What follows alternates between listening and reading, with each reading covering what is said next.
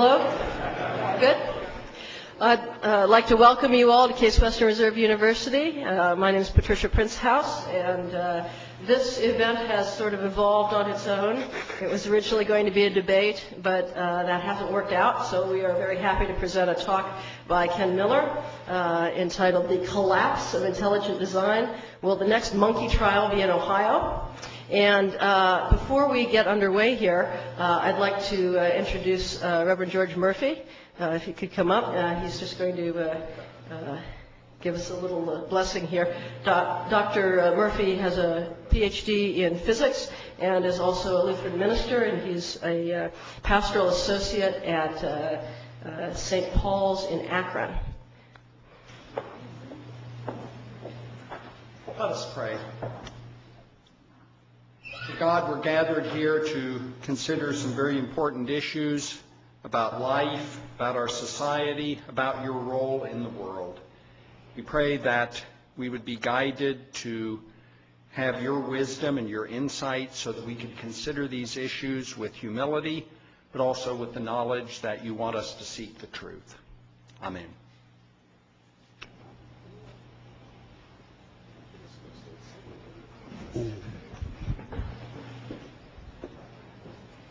Thank you. I guess I'm next. I want to thank Patricia for inviting me here. I want to thank especially Reverend Murphy for that wonderful prayer, which I was very pleased to join in. And I want to thank all of you for coming. We live in interesting times, which will be a repeated theme of what I will talk about tonight. I figured many of you in the audience are people who know me or have heard me speak before. It's nice to see you again. For those of you who don't know me, I thought I would introduce myself. I'm a cell biologist. I work at Brown University, which is in Providence, Rhode Island. I work on the structure and function of biological membranes. A lot of my work is with the electron microscope, and we try to work on assemblies and channels in biological membranes. That's, in a sense, as a researcher, that's one of my jobs. Another of my jobs is that of a teacher. I'm able to be here today because we're between semesters. My spring classes start on January 26th. And in the fall, I teach an upper-level course in cell and molecular biology. In the spring, I teach a freshman biology course, which is the largest single class at my university. How big is the class? That's not my class. Those are my teaching assistants. That'll give you some idea as to how big the class is. I'm very happy to see a large number of young people in the room, and I want to let all of you know, all the young people especially, that you may already know me and you may not like me. And the reason for that is if when you were in high school you used any of these books for high school biology, I wrote them. So I apologize in advance for your experiences or for the back-breaking strain of carrying these guys around in your backpack. A couple of years ago, I wrote a book on evolution and religion called Finding Darwin's God, which I expected to be a nice little book that would be tucked away on library shelves and pretty much forgotten, although I was sure it would make my mother very proud. To my absolute astonishment, this book is now in its 23rd printing in paperback and has proven, in the words of my editor, Harper Collins, to be a bit of a classic on the issue. And if you are interested in issues of evolution and religion, I'd very humbly suggest that you might find the book interesting. The subtitle is The Scientist's Search for Common Ground Between God and Evolution. Very often when I go out and talk on this issue, I focus on religious aspects. I'd be very happy to answer questions along those lines, but tonight I'm going to focus on the issue of intelligent design, especially as it relates or might relate to Ohio. As I said in the beginning, we live in interesting times. I think one way to think about that is to go back into what is now ancient history. In 1999, the Board of Education of the state of Kansas deleted all mention of evolution from the state science standards. They did that because they regarded evolution either as shaky science or as threatening to the personal beliefs of students and their parents. What happened afterwards, I think, is remarkable. The voters of Kansas had about a year to think about this, and in the summer of 2000, they voted most of that board out of office and elected a new pro-science majority to the board. Well, as a responsive audience, if you're applauding for that, then you should probably boo for the elections in 2004. And what happened that summer was that an anti-science or anti-evolution majority of 6-4, gained control of the Kansas board. In a little bit, I will show you what they have been doing in the past year to science standards in Kansas. I spent almost a week that summer in Kansas actually campaigning for pro-science candidates. I actually expect to do that this summer in Kansas, and the New York Times, when they wrote up this on the front page of the Week in Review, were kind enough to mention me, take a couple quotes from what I talked about, and also mention the title of my book. What happened the next day was remarkable. Whatever you think about people who read the New York Times, they buy books. On Monday morning, a friend of mine called me up and said, "Have you looked at the bestseller list on Amazon?" I said, "No, why?" He said, "Just look at it." My book was number 21 on the bestseller list, sandwiched directly between Clancy and Grisham. It was very exciting. It only lasted 11 or 12 hours, but I enjoyed it very much. And of course, for those of you who are interested, I have very helpfully placed the ISBN number up there on the slide. One of the things that I have found in a history of, from time to time, not always, but from time to time going around and debating people on the issue of evolution, which is, after all, what I expected might take place tonight, is that debaters on this issue claim to lead a purely scientific movement. And the pictures you see up here are from a debate in which I participated about 3 years ago in Columbus in front of the Ohio Board of Education. And the topic at that time was whether intelligent design should be included in the curriculum of Ohio public schools. Now, one of the things that's striking about this is this purely scientific movement attracts an awful lot of support, which is not necessarily scientific. And I want to show you a picture that was taken outside the auditorium in Columbus on the way in. And this gentleman here was in the business of telling me and other people exactly where we would spend eternity if we were foolish enough to take the side of Charles Darwin. It's very clear that this is an issue that arouses very strong and very strongly felt religious feelings. And you might ask yourself, why is that? Why, for example, is evolution under attack? Biology is a field that has many disciplines. And if you're going to take one thing out of the biology curriculum, why would you take out evolution? What's special about that? I mean, why not take out cell biology or physiology? Or, for God's sakes, why not organic chemistry?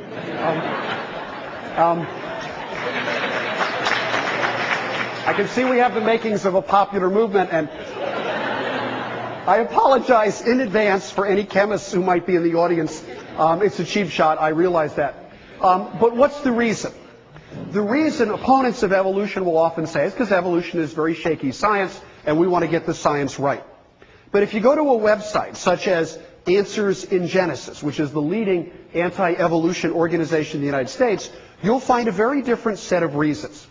And I invite you to take a look at this graphic.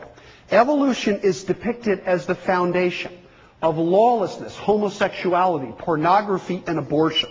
Not just that it's wrong, but it is the source of all of these bad things, whereas creationism is the source of a lot of good things.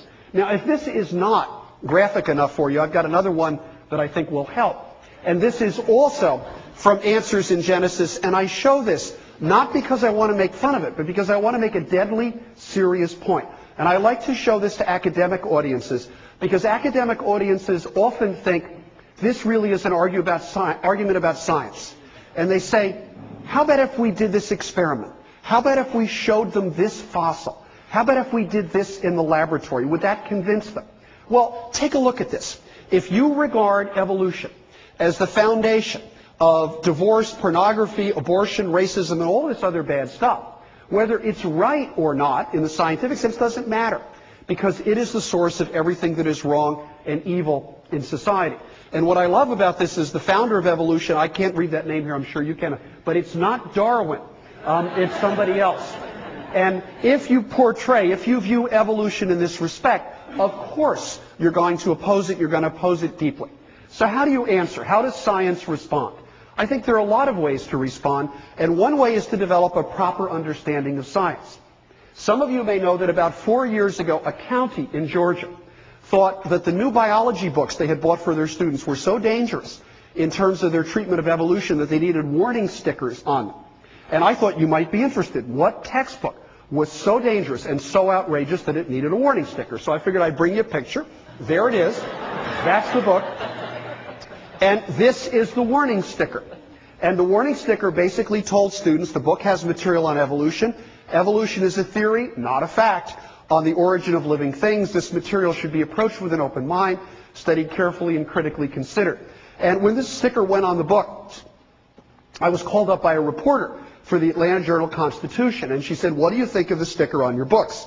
And I had talked to enough reporters to realize that she was trolling for a quote. She wanted to write an article that said author outraged or author slams board or just something like that, so they could say that a Northeastern liberal Ivy League author was outraged at what Cobb County was doing with his books. And I decided I'd have a little fun, and I said, "No, I like the stickers." She said, "You do?" I said, "I think the stickers are great. They just don't go far enough." And in just a second, I'll show you exactly what I mean. Now, as it turns out, our president has tried to be helpful on this particular point. And many of you may know that President Bush was asked about this, and he said, "I think students should be exposed to both sides of the issue," by which he meant evolution and also intelligent design. And Time Magazine, when they wrote this up, absolutely incredibly, my co-author Joe Levine found this. They superimposed President Bush's face on our biology textbook, which has caused us absolutely no end of delight. And I keep suggesting to the publisher, maybe in the next edition, that's what we could use. But I have been asked about what I think about President Bush's opinion on this issue. And I think my response probably should be that I, like all other scientists and educators, are delighted that the president has taken an interest in science education. We hope he continues to be interested in it. And we also hope very much that President Bush will listen to his science advisor, John Marburger, who's a fine scientist, and was picked by President Bush to give him advice on science. He was asked by Russell Durbin from Ohio State University what he thought about evolution. And Dr. Marburger said evolution is the cornerstone of modern biology. And he pointed out an awful lot of work that we do at NIH depends upon evolution. And then he was very quick to say that President Bush has supported large increases for NIH funding. And he was also asked at the National Association of Science Writers, he said, "Look, intelligent design is not a scientific theory." And as if to ram the point home, he continued, "I don't regard intelligent design as a scientific topic." And again, I think if the president listens to his science advisor, he'll be in very good shape. What about those warning stickers, the ones that I liked so much? One of my former students, Colin Purrington, who's now at Swarthmore College, was so taken by this wonderful idea of warning stickers that Colin figured, why stop with biology books? We could go a little bit further than that. Here, for example, is one that we might use on an earth science book, pointing out that a lot of people think that the Earth couldn't possibly be 4 billion years old. You ought to be careful about that. And why stop with earth science? We could go on to geography. The Earth is round. And then finally, my favorite, because I've always been suspicious of physics. With all due respect to Dr. Krauss, who's in the audience tonight, you physicists have some very strange ideas. For example, a physics textbook has material on gravity. It's worth pointing out that gravity is a theory, not a fact, regarding a force that no one has ever seen. Think about that when you think about the approach of gravity. But what happened in Georgia was that a group of 6 parents recognized that these stickers were, in fact, an attempt to promote a particular religious point of view. And they filed a lawsuit in federal court. The lead plaintiff was a guy named Jeff Selman. Jeff is the little guy here, being lectured by a Board of Education member in this picture. Jeff was able to prevail in federal court, and the court basically asked that these stickers, ordered that these stickers be taken out. This is Jeff and his attorney very happy afterwards. Because I had testified in the trial, the Associated Press asked me for comments afterwards, and like a fool, I answered my phone and I gave them some comments, and as a result, my name was in the first sentence of the story on this that appeared in about 1,100 newspapers. The next morning, I got more "you're gonna burn in hell" email than you can possibly imagine from all over the country, but I have to say that it was far outweighed by a lot of congratulatory email as well. So let me get back to this case and to the sticker in particular. I said I like this sticker, and I do in a sense. It just doesn't go far enough. Now, what do I mean by that? Well, yes, the book does have material on evolution, but a biology book has material on a lot of topics. Why single out evolution? Evolution is a theory? It certainly is. We actually have a chapter entitled Evolutionary Theory, so I agree it's a theory. But when you say it's a theory, not a fact, it makes it sound like theories and facts are opposite things, as if we're really sure of facts and we're not so sure of theories. In fact, theory in science is a higher level of understanding than facts, because what theories do is they explain facts, they unite them. And I pointed out to this reporter, if you went to the University of Georgia and you studied atomic physics, you would take a course in atomic theory. There's no time in the future when the professor is going to change the name of that course to atomic fact, because that's not what atomic theory is about. Atomic theory is a system of explanations that explains thousands, tens of thousands of facts about the nature of matter. And that's what evolutionary theory is like too. But when you get right down to it, the sentence that bothered me the most is actually the third one. And the reporter said, what do you mean? You don't like open-mindedness or critical? I said, no, that's not it at all. Do you know what that third sentence says to a 14-year-old? That third sentence says, we are certain of every single thing in this book except evolution. So apparently you don't need an open mind to study biochemistry. We don't have to critically consider ecology or cell biology or human physiology. And in reality, if I got a chance to rewrite the sticker, I'd rewrite it like this. This textbook has material on science. Science is built around theories which are strongly supported by factual evidence. Everything in science should be approached with an open mind, studied carefully and critically considered. That's the appropriate emphasis, and that's the sticker that I'd like to see.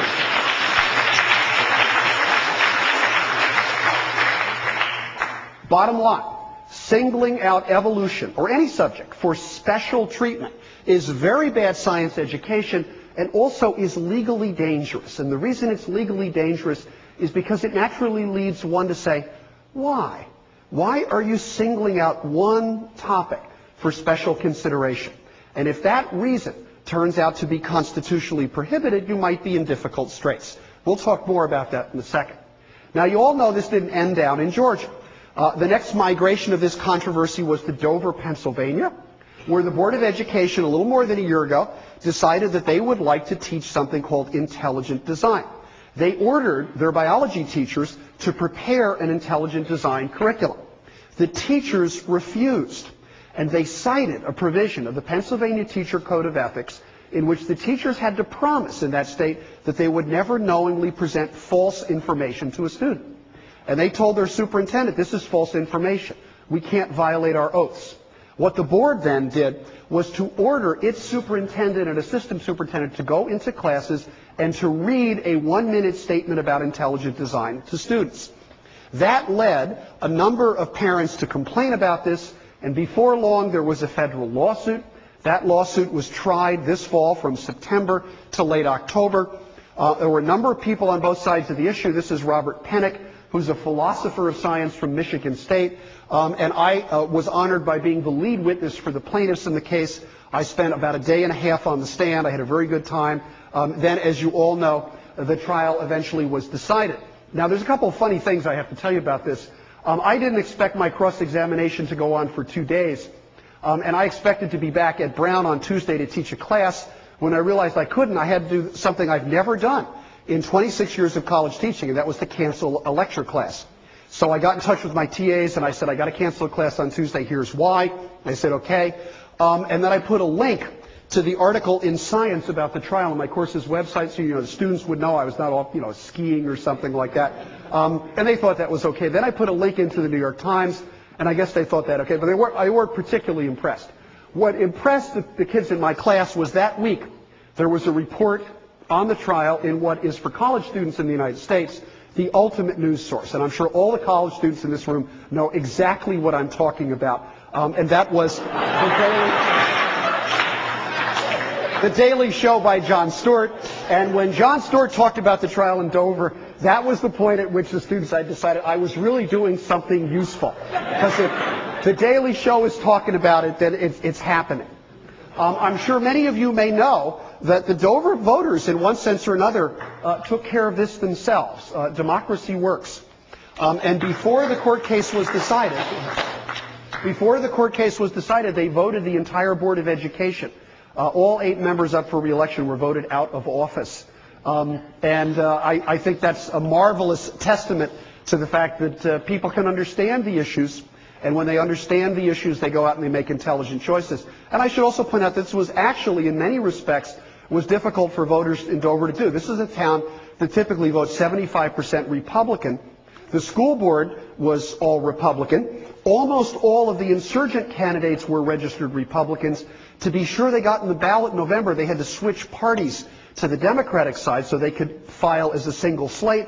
And then they had to convince people, yes, we know that you're Republican, we are conservatives too, but we want you to go to the Democratic side and pull the lever for us.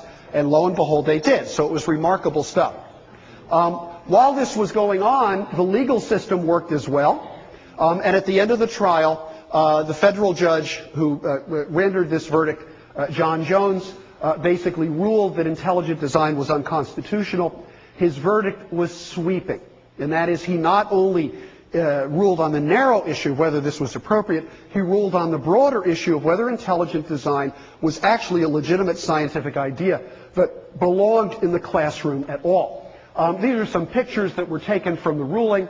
These are some of the winning plaintiffs. The case has the name Kitzmiller et al., based on Tammy Kitzmiller here, who was the first lead plaintiff. And I would invite any of you who are interested in this decision to read it. It's very readable. In fact, parts of it, as I will show you, are very funny. And if you just do Kitz, K-I-T-Z Miller, on Google, you will find it right away on the web, and it's floating around. This is Judge Jones. One of the things I got a kick out of was the insistence by some people who didn't like the verdict that Judge Jones was another one of those darn liberal activist judges. This is a cartoon talking about this exact point. I'll blow this up a little bit, and this is the sort of thing we have to appoint more church-going Republican judges. And this person, who presumably knows Judge Jones, says, by the way, he is a Bush-appointed church-going Republican judge. Judge Jones is a political protege of former Governor Tom Ridge of the state of Pennsylvania, and Judge Jones was recommended for the federal bench by Senator Rick Santorum in Pennsylvania. So any notion that Judge Jones is a liberal activist judge is belied by who his sponsors were and also by his judicial record. He's simply, I am convinced, someone who is bright, who is intelligent, and who understands the meaning of the Constitution. And just like a good umpire, who calls them like he sees them. And that's exactly what happened in this case. This is a nationwide issue. I've talked about trials in Georgia and Pennsylvania. I'm sure all of you are familiar that this has been an issue in the state of Ohio. It is also a continuing issue, as we shall see, in the state of Kansas.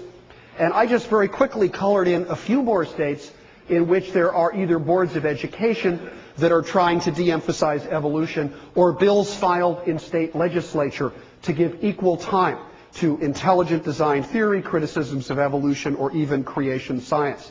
Many of my friends up in the Northeast tend to say, oh, this is just a problem in flyover country. Who cares about this? I actually spoke at Harvard a couple of months ago. You aren't going to believe this. And somebody put their hand up and said, who cares what they teach kids in Alabama and Mississippi? And I thought, wow, realize how that sounds.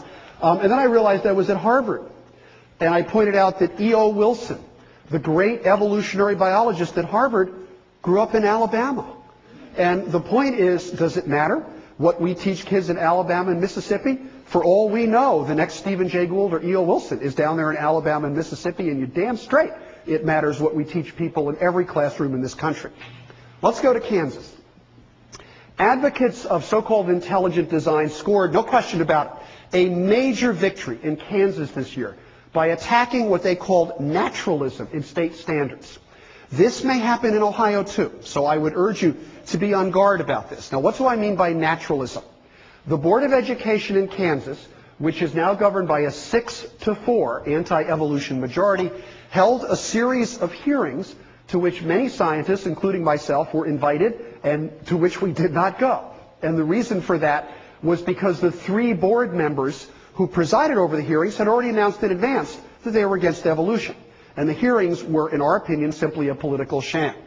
Well, what happened afterwards is the board decided, first of all, that they would de-emphasize evolution. Secondly, that they would introduce so-called criticisms of evolution of the sort that you've seen in Ohio. But if you really want to know what is at risk from the anti-evolution movement, look at Kansas. And the reason for that is when the anti-evolution movement got control of the State Board of Education, what did? They rewrote the definition of science itself. Not just biology, not just evolution, science. All of a sudden, they're getting the chemists upset. They're getting the physicists upset. They're even getting the geologists, who paid no attention to anybody, upset on this issue. Now, what do I mean by rewriting the definition of science? This was the definition of science in the Candace School Standards. Science is the human activity of seeking natural explanations for what we observe in the world around us. It seems to me like a straightforward, common sense, easy to understand definition of science. Did the new board like that? They deleted that. And they decided, we want to put this up. Science is a method of systematic, continuing investigation, uses all this good stuff, to lead to more adequate explanations of natural phenomena. That doesn't sound too bad. But wait a minute, what do they mean by more adequate as opposed to natural explanations? Remember, the standards once said, we seek natural explanations from science, and they now say we want more adequate explanations. Well, the board majority explained this to everybody, and they said, here's what we want to do. We want to get rid of the concept of methodological naturalism that is used in physics and chemistry. And basically, we think that what naturalism does is it limits inquiry and permissible explanations and promotes the philosophy of naturalism. In short, we want to open science up to non-naturalistic explanations. Now, I want you to think about that for a second. What is a non-naturalistic explanation? I can't think of anything except the supernatural explanation. Supernatural explanations may be correct. Remember, I live in New England. A lot of people who looked at the baseball playoffs in 2004 could see the hand of God in the success of the Red Sox. And you know what? I think that might be true. I think God might have had his fill of George Steinbrenner that year, and that was it. But that explanation, even if correct, is not science because it's not testable. And that's the point that is made. And the notion of promoting non-naturalistic explanations is exactly what's happened in Kansas. Now, you might say, but, come on, shouldn't you teach both sides? Well, sure you should. But you have to realize that with many scientific ideas, when you talk about teaching both sides, what are we talking about when we talk about both sides of chemistry, neurobiology, physics, or astronomy? When you look at the other side, you might be disturbed as to what the other side is. It could be alchemy, phrenology, outright magic, or astrology. Now, this is, I think most of you will agree, even if you don't like what I'm saying right now, most of you will agree, that's a pretty funny cartoon. But it's, it's an editorial. I mean, come on. This is an editorial cartoonist. He's taking license with the facts. Nobody really wants these things in the science classroom. And you know what? Until the Dover trial, I would have thought that too. But a funny thing happened at the Dover trial. Pay attention to this one down here. And that is, where would intelligent design take the science classrooms? Michael Behe was placed on the stand under oath in the Dover trial. Michael is a professor of biochemistry at Lehigh University. He's probably the country's leading advocate of what he calls the biochemical challenge to evolution. He is very much in favor of intelligent design.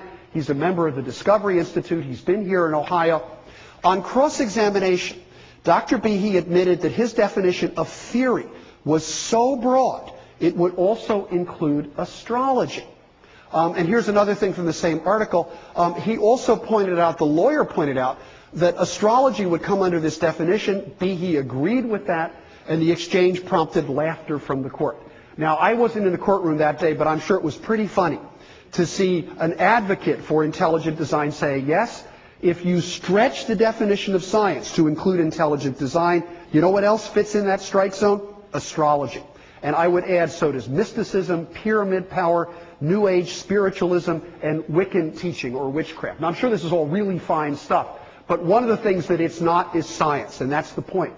And I think the relevant question that anyone who advocates intelligent design has to answer is, you want to open the science classroom up to intelligent design, you will also open it to astrology and a whole host of pseudoscientific beliefs. Is this really what you want to do in terms of reforming science teaching? And I should point out, this was not an accidental statement by Dr. Behe. He said it in his deposition. Then he said it in trial. The attorney asked him again, are you sure? Do you really mean that? And he went on and he said yes, and he thought astrology had made some very fundamental contributions to science. So in any event, That's where we are with this. Now, one of the questions that I wanted to ask in front of this audience tonight is whether or not we can learn anything from the Dover trial. I've only been in 2 trials in my life. Actually, I guess I've been in 3 because I served in a jury for another trial. But it's really different being on the witness stand and being cross-examined and seeing all these people there. And I have to say it was a very exhilarating experience. It was not unlike a graduate seminar when you're surrounded by really sharp grad students who are going to push you up against the wall and see if you really know the stuff. So what I want to tell you basically in a sense is what I learned at the trial, and I think what most of it can take away from it. Here's the first thing that I saw at the trial. It's the reason for the title of my talk tonight. What we saw was the literal collapse of intelligent design as a scientific theory. Now let me try to explain to you what I mean by that.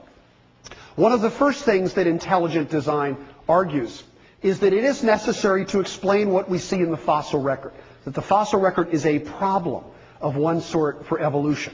You might hear people say that the fossil record doesn't support evolution.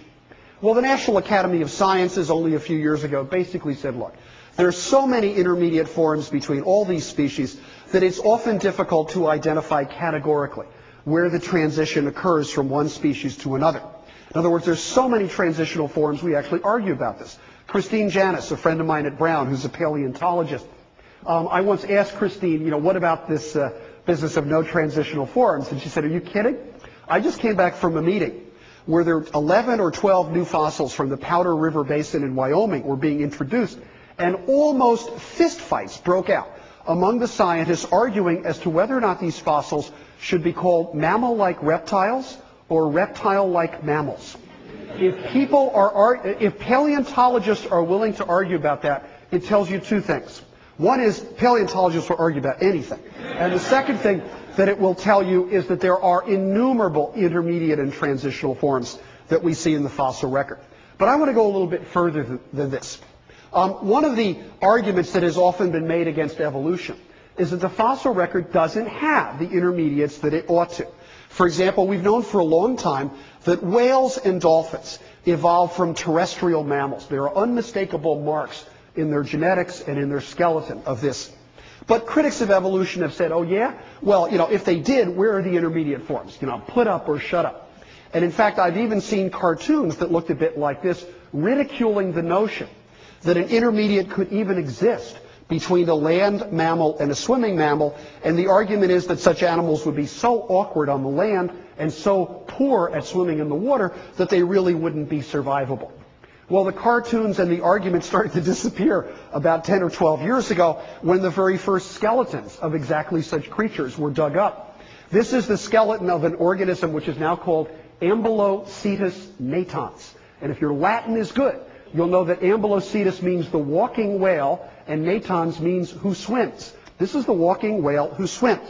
It is a perfect intermediate form to plug right in the middle. So you might say, do we now have a true intermediate form? Not really. As it turns out, we have 5 intermediate forms that fill this gap, all discovered within the last 2 decades, precisely because paleontologists, when they found this guy, they figured out we know where to look. And where to look is in the Indus River Valley between India and Pakistan. That's where these creatures evolved, and that's where more intermediate fossils are found all the time. Okay, so do evolutionists say, yay, we've solved the problem, evolution is true, Darwin was right? No. Science is enormously self-critical. If this really happened, if this is a genuine evolutionary series, do you know what has to have happened along with it? The middle ear has to have been completely changed. And the reason for that is the middle ear that a land mammal like us has is very good for hearing in the air. If any of you have scuba dived or snorkeled, you know that your hearing stinks underwater. Hearing is lousy. But the underwater hearing of these guys is sensational. It's so good they can use it as a form of sonar. That's because their middle ear structure is entirely different. So if this is real, we should be able to look at the middle ear structure of these fossils and see intermediate forms in which they're reshaped. And you know what? That's exactly what we see. This is a paper a year and a half ago from Nature dissecting a series of fossil skulls and showing exactly how the apparatus in the middle ear was remodeled through a whole series of intermediate forms to change from an apparatus that was good for hearing in the air to an apparatus that was intermediate to an apparatus that was terrific for hearing under the water. So the fossil record, the more we fill it in, the more complete it becomes and the more powerful it becomes as evidence for evolution. The second thing that you saw at the trial was that when data was introduced at the trial, which I and another witness introduced from whole genome sequencing, the intelligent design advocates just literally had nothing to say. We weren't asked questions in cross-examination. The other side never brought it up. They never argued against it. They just left it. Here's an example. Many of you may know that a few months ago, the genetic code of the chimpanzee was published. Therefore, we can compare our genome to these primate relatives. What do we find? I want to show you one striking finding that dates to about a year ago. You all know that evolution argues that we share a common ancestor with the great apes, the chimpanzee, the gorilla, and the orangutan. Well, if that's true, there should be genetic similarities, and in fact there are. But there's something that's really interesting and has the potential, if it were true, to contradict evolutionary common ancestry. And that is, we have 2 fewer chromosomes than the other great apes. We have 46, they all have 48. That's very interesting. Now, what does that actually mean? Well, first of all, the 46 chromosomes that we have, you got 23 from mom and 23 from dad. So it's actually 23 pairs. These guys have 24 from each parent, so they have 24 pairs. So everybody in this room is missing a pair of chromosomes. Now, where'd it go? Could it have gotten lost in our lineage? If it got lost, if a whole primate chromosome was lost, that would be lethal. So there's only 2 possibilities. And that is, if these guys really share a common ancestor, that ancestor either had 48 chromosomes or 46. Now, if it had 48, 24 pairs, which is probably true, because 3 out of 4 have 48 chromosomes, what must have happened is that 1 pair of chromosomes must have gotten fused. So we should be able to look at our genome and discover that 1 of our chromosomes resulted from the fusion of 2 primate chromosomes. So we should be able to look around our genome. And you know what? If we don't find it, evolution is wrong. We don't share a common ancestor. So how would we find it? Well, biologists in the room will know that chromosomes have nifty little markers. They have markers called centromeres, which are DNA sequences that are used to separate them during mitosis, and they have cool little DNA sequences on the end called telomeres. What would happen if a pair of chromosomes got fused?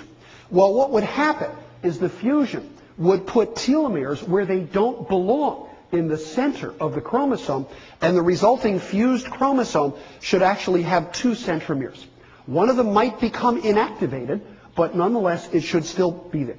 So we can scan our genome, and you know what? If we don't find that chromosome, evolution's in trouble. Well, guess what? It's chromosome number 2. Our chromosome number 2 was formed by the fusion of 2 primate chromosomes. This is the paper from Nature a little more than a year ago. And I put up a little of the paper. I'm sorry it's technical, but look at what it says. Chromosome 2 is unique to our lineage. It emerged as a result of the head-to-head fusion of 2 chromosomes that remain separate in other primates. Those of you who have not kept up with how much we know about the genome should pay attention to this, because you'll be amazed at how precisely we can look at things. The precise fusion site has been located at base number 114,455,823 to 114,455,838. In other words, within 15 bases. And you'll notice multiple subtelomeric duplications, the telomeres that don't belong, and lo and behold, the centromere that is inactivated corresponds to chimp chromosome 13. It's there, it's testable, it confirms the prediction of evolution. How would intelligent design explain this? Only one way, by shrugging and saying, that's the way the designer made it. No reason, no rhyme. Presumably there's a designer who designed human chromosome number 2 to make it look as if it was formed by the fusion from a private ancestor. I'm a Roman Catholic, I'm a theist. In the broadest sense, I would say I believe in a designer, but you know what? I don't believe in a deceptive one. I don't believe in one who would do this to try to fool us. And therefore, I think this is authentic, and it tells us something about our ancestry. Third thing that was abundantly clear at the trial, these great icons of intelligent design, the things that are supposedly unevolvable, they've fallen apart. Example, specifically taken apart at the trial, the notion that the bacterial flagellum couldn't have been produced by evolution, or the blood clotting cascade, or the generation of biological information. I don't have time to talk about all 3, but I'm going to show you 2 of them. The notion that these complicated biochemical structures couldn't have been produced by evolution has been championed by Michael Behe. And Behe has an idea that he calls irreducible complexity. And he says, you can't evolve these things because they're irreducibly complex. Notice what he says. An irreducibly complex system can't be produced the way that evolution works, by numerous successive slight modifications of a precursor system, because any precursor to an irreducibly complex system that is missing a part is by definition non-functional. These are multi-part systems. And he's basically telling you that the 30 or 40 proteins that are in here, they all have to be together or there's no function. And since natural selection does have to work gradually, I agree on that point, it can't produce 20, 25, 26 proteins knowing what will eventually happen because natural selection is blind, which is indeed absolutely true. So the poster child for intelligent design by any standard, it shows up so often, it really could be called the poster child, is in fact the bacterial flagellum. This was mentioned so often in the trial that the judge, probably from fatigue, got a little sarcastic about it. One of the attorneys said, Your Honor, when we reconvene, we're going to talk again about the bacterial flagellum. And the judge at one point said, oh, goody. The last expert witness for the Board of Education, a biochemist named Scott Minnick from the University of Idaho, was called up to the stands to talk about this. And since Behe had talked about it, the lawyers had talked about it, and they had argued about it, and I had talked about it, as I'm going to show you here for a second, Minnick got up there, and he said he was going to talk about the bacterial flagellum. And the judge deadpanned, well, we've heard that before. And Minnick turned to him, this is the best line of the trial, Minnick turned to him and said, you know, Your Honor, I sort of feel like Zsa Zsa Gabor's fifth husband. I know what to do, I just don't know how to make it exciting.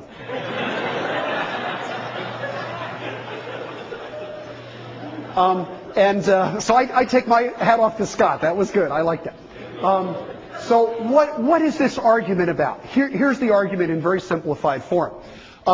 If you have a complex, multi-part biochemical machine composed of many parts, its function, everyone agrees, can be favored by natural selection. But the argument is that evolution can't produce them because the individual parts have no function of their own. That's what irreducible complexity means. So natural selection can't make this, doesn't have any function. Can't make that, can't make that. Therefore, you can't evolve a structure like this.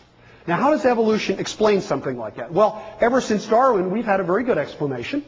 And that is these complicated machines, they don't arise from scratch.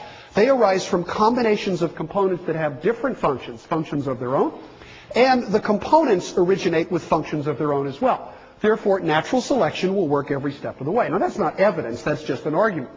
But the beauty of this is we can now hold these two ideas up against each other. And we can say, who's right? If irreducible complexity is right, then the parts of these machines should be absolutely useless. But if evolution is right, we should be able to take these machines, look at their parts, and discover, wow, they do other jobs. So let's go ahead and do that. Let's take the bacterial flagellum. So if we start with the flagellum, here it is, and these drawings name the genes and the proteins in the flagellum, and we say, let's take away a whole bunch of the parts. How many? Not 1, not 5, not 10. Let's take 40 of its 50 parts away. Now watch very carefully, because I'm going to do that experiment right there. There it goes. The parts are all gone, and I have left 10 parts that span the membrane. What are left behind are 10 proteins in the base of the flagellum. Now, if irreducible complexity is right, this should be absolutely functionless. It should have no function. But if you'll pardon the double negative, what is left behind is not non-functional. What is left behind is the type 3 secretory system, and it is fully functional. I know most of you in the room are going, of course, the type 3 secretory system. The type 3 secretory system is a molecular syringe in which some of the nastiest bacteria on this planet produce toxic proteins, grab onto one of our cells, and inject those proteins into our cells. The bacterium that causes bubonic plague works this way. It's really nasty stuff. Well, guess what? The 10 proteins that make up the type 3 secretory system are directly homologous to the 10 proteins in the base of the bacterial flagellum. They don't produce movement. They're not a flagellum. But are they functional? They are fully functional. So remember that claim. Any precursor to an irreducibly complex system that is missing a part is by definition non-functional. This guy is missing 40 parts, and it is perfectly functional. What that means, there's no other word for it, is that that statement is wrong. Now, that's not an incidental statement. That is the heart and soul of the intelligent design argument. And in this case, it turns out to be wrong. Now, it's even wronger than that, because it turns out that not only do these proteins make up the type 3 secretory apparatus, but almost every protein in the bacterial flagellum is strongly homologous to proteins that have other functions elsewhere in the cell. And what that means is when we look at this wonderful icon of intelligent design, a careful analysis of the flagellum actually matches evolutionary theory, namely the parts should have functions of their own and not the intelligent design prediction. And that's simply a fact. Now, intelligent design does no better when it talks about blood clotting. I'm sure you all know, but blood can clot. And many of you who have had the misfortune to take biochemistry as a college course also know that there is a complicated pathway of proteins that is responsible for blood clotting. Dr. Behe argues, and intelligent design argues, that pathway is irreducibly complex. And again, what does he mean? None of these proteins do anything except clot. In the absence of any of them, blood does not clot and the system fails. So the argument is the reason we know a creator had to create it or design it is because all the parts have to be present together. And the reason we know that is in the absence of any of the components, blood doesn't clot and the system fails. Now, this is an argument made by Michael Behe, but it's also an argument that the Dover Board of Education wanted to present to their students. They got 60 copies, 2 classroom sets of this intelligent design textbook, Pandas and People. Pandas and People makes the exact same claim. Only when all the components are present does the system function properly, even though, and us nasty evolutionary biologists point out, that all of these proteins, are almost all of them are serine proteases, which means they were probably formed by successive rounds of gene duplication. But once again, they say all the proteins, nothing equivocal here. All the proteins have to be present simultaneously for the clotting system to function. That's very interesting. Being an empirical scientist, I always want to say, is that right? Well, how could we test it? We could test it by taking this wonderfully complicated system and let's take a component away. Let's knock one out and see if they're right.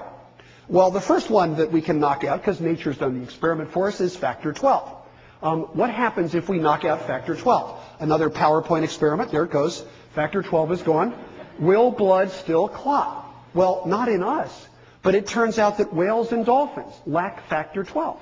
It's actually an evolutionary adaptation to deep sea diving, and their blood clots just fine. That means that proposition that they all have to be present is wrong. Now, taking one away, that's kind of chintzy.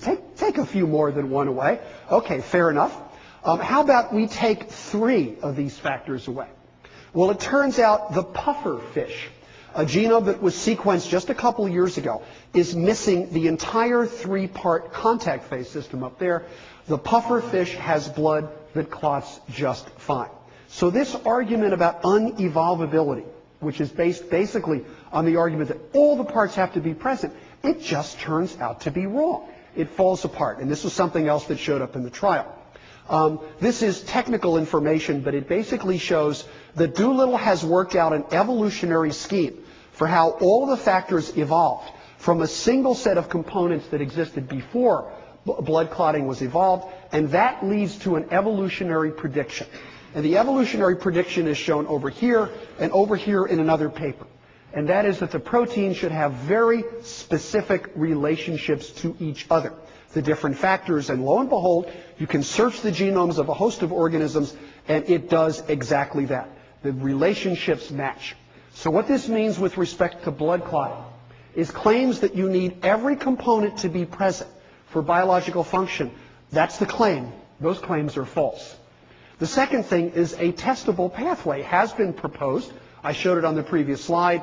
Careful analysis of that pathway shows it fits the evolutionary prediction, and there's absolutely no scientific support at all for any suggestion that the pathway was produced in a single step of creation or design.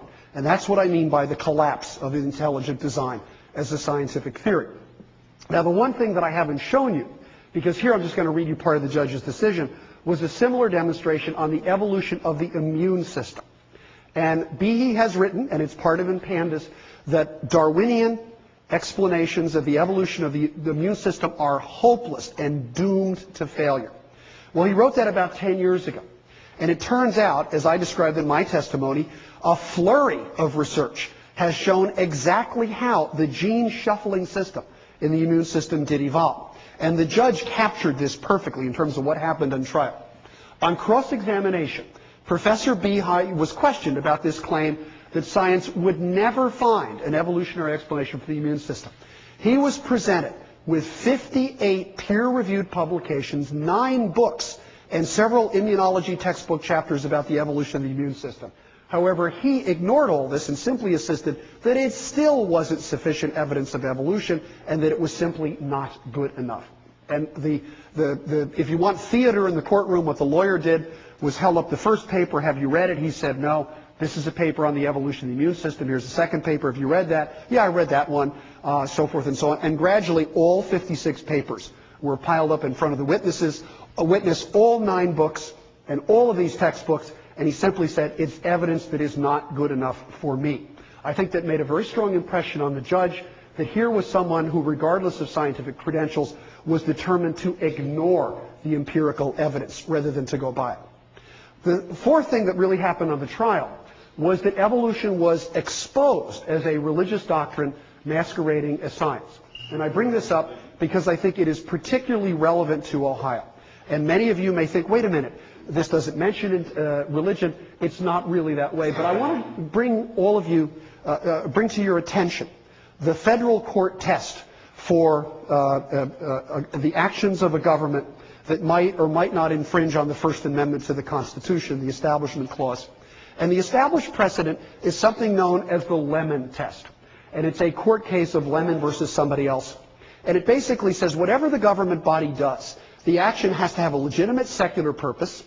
It can't have the primary effect of either advancing or inhibiting religion. And then finally, even if all this is okay, it still must not result in the excessive entanglement of government and religion.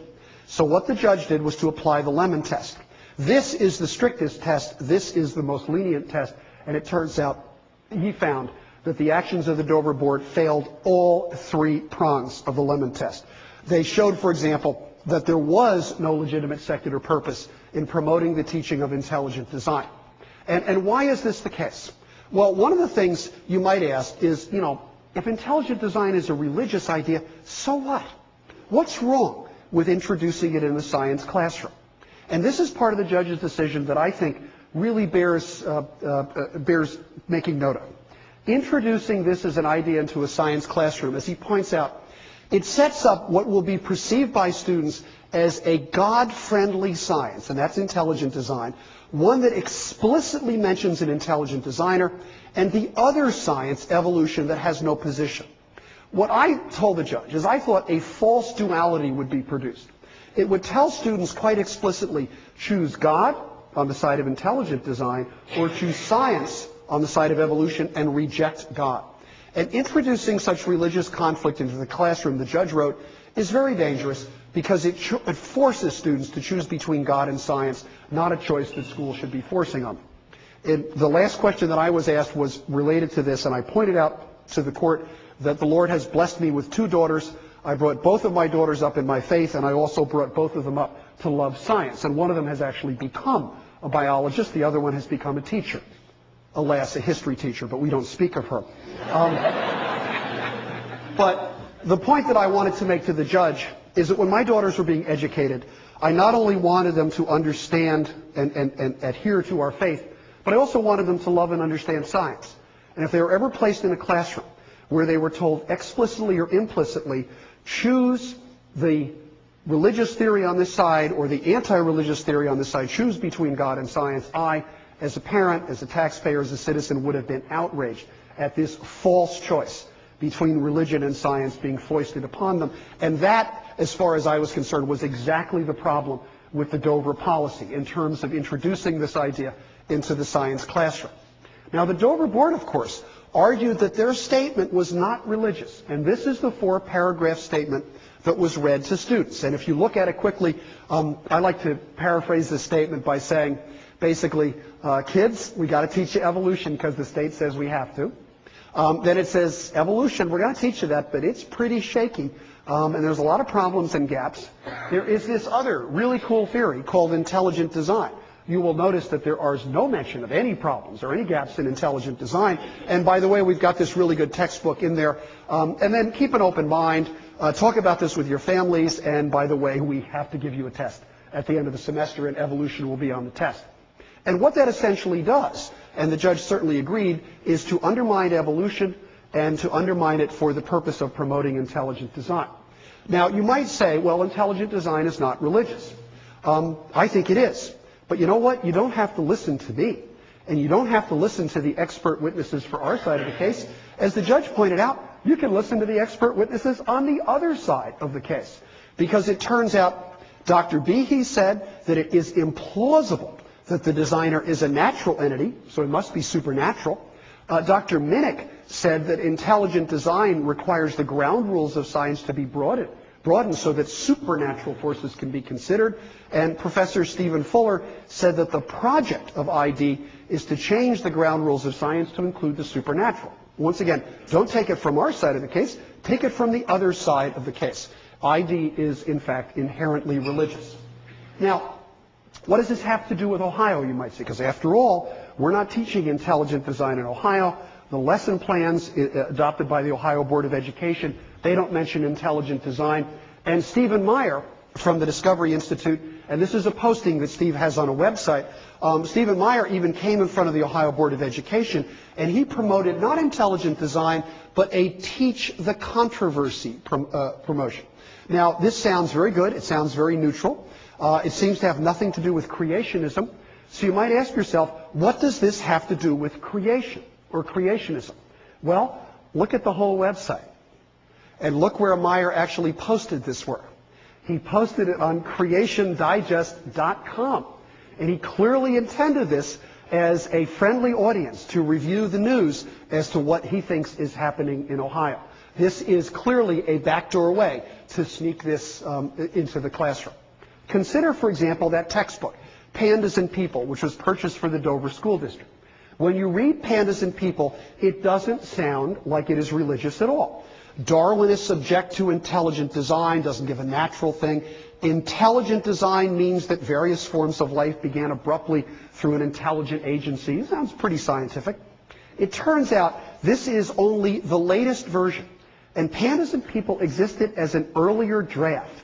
We didn't know this until the lawyers subpoenaed the publisher and asked for copies of the earlier versions of this book. And when we saw these earlier versions, we just about fell over.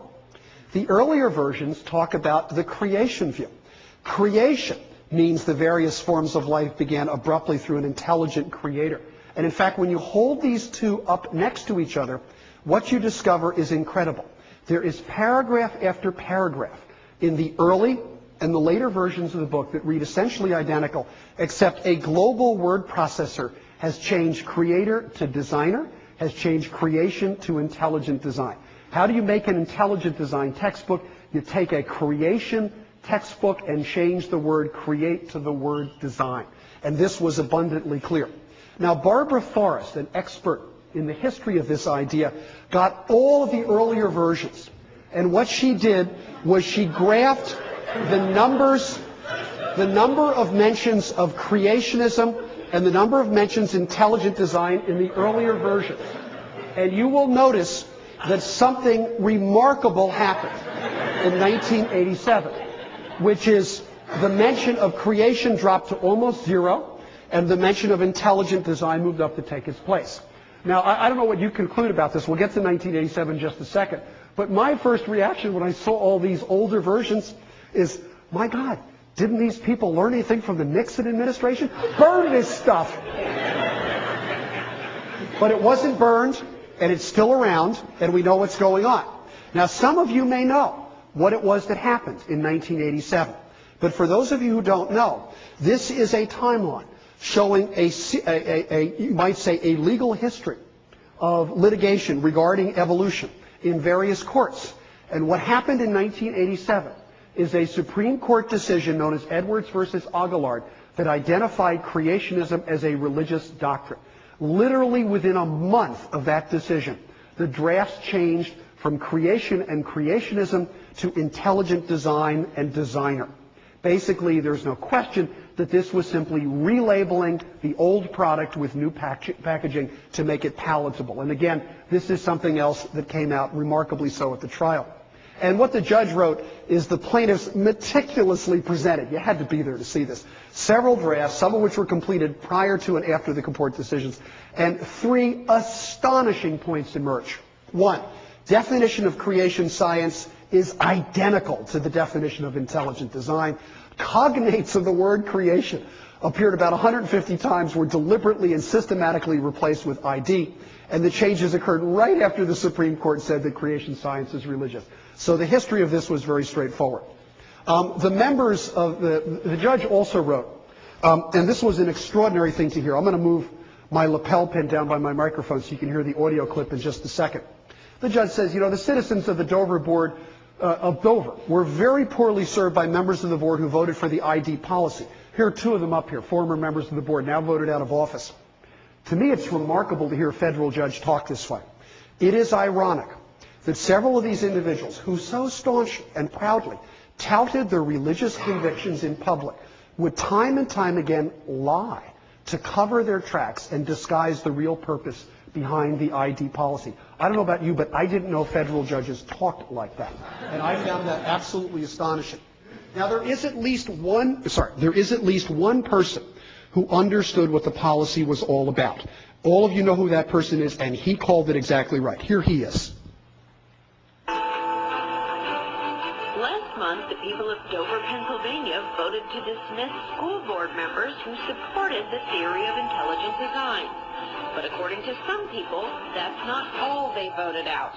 I'd like to say to the good citizens of Dover, if there is a disaster in your area, don't turn to God. You just voted God out of your city.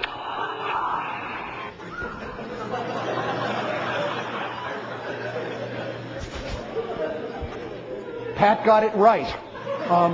This really is a religious idea. And what's astonishing is to see Robertson saying exactly what this is all about. And once again, I think regardless of what you think of the Reverend Robertson, I think he was exactly right from his point of view that this was a religious question. Now, the question I think that all of you in Ohio have to consider is this critical analysis lesson plan that you now have in Ohio, is this really different from the Dover approach? And I've read opinion columns saying immediately, oh no, it's got nothing to do with it. It's entirely different. The Dover decision is not precedent. That's true. It's just a district court decision. But all of the information that I have talked about tonight was unearthed at the Dover trial, and it's all available. After all, the Discovery Institute came here and told you, didn't they, that they do not want to teach intelligent design in public schools. That's just not their policy. Yeah? That's Stephen Meyer. He's the guy who said that. Stephen Meyer is the author of a book called How to Get Intelligent Design into Public School Curriculum. So if you hear him saying momentarily, no, we don't want to teach intelligent design in Ohio schools, I think the proper way to understand that is we don't want to teach intelligent design in Ohio schools yet. We'll figure out a way to do that. And the lesson plans, of course, don't have anything to do with creationism or intelligent design, do they? Well, guess what? If you look very closely at those lesson plans, what you will discover is the topics for the 5 lesson plans. Of those 5 lesson plans, 4 of them come directly out of the Pandas and People book, the creationist book that was relabeled as an intelligent design textbook. And the 5th one comes directly from Michael Behe's book, Darwin's Black Box. These are also found in a whole series of other intelligent design textbooks, including Icons of Evolution by Jonathan Wells. And you might ask yourself, well, are any of these really intelligent design books?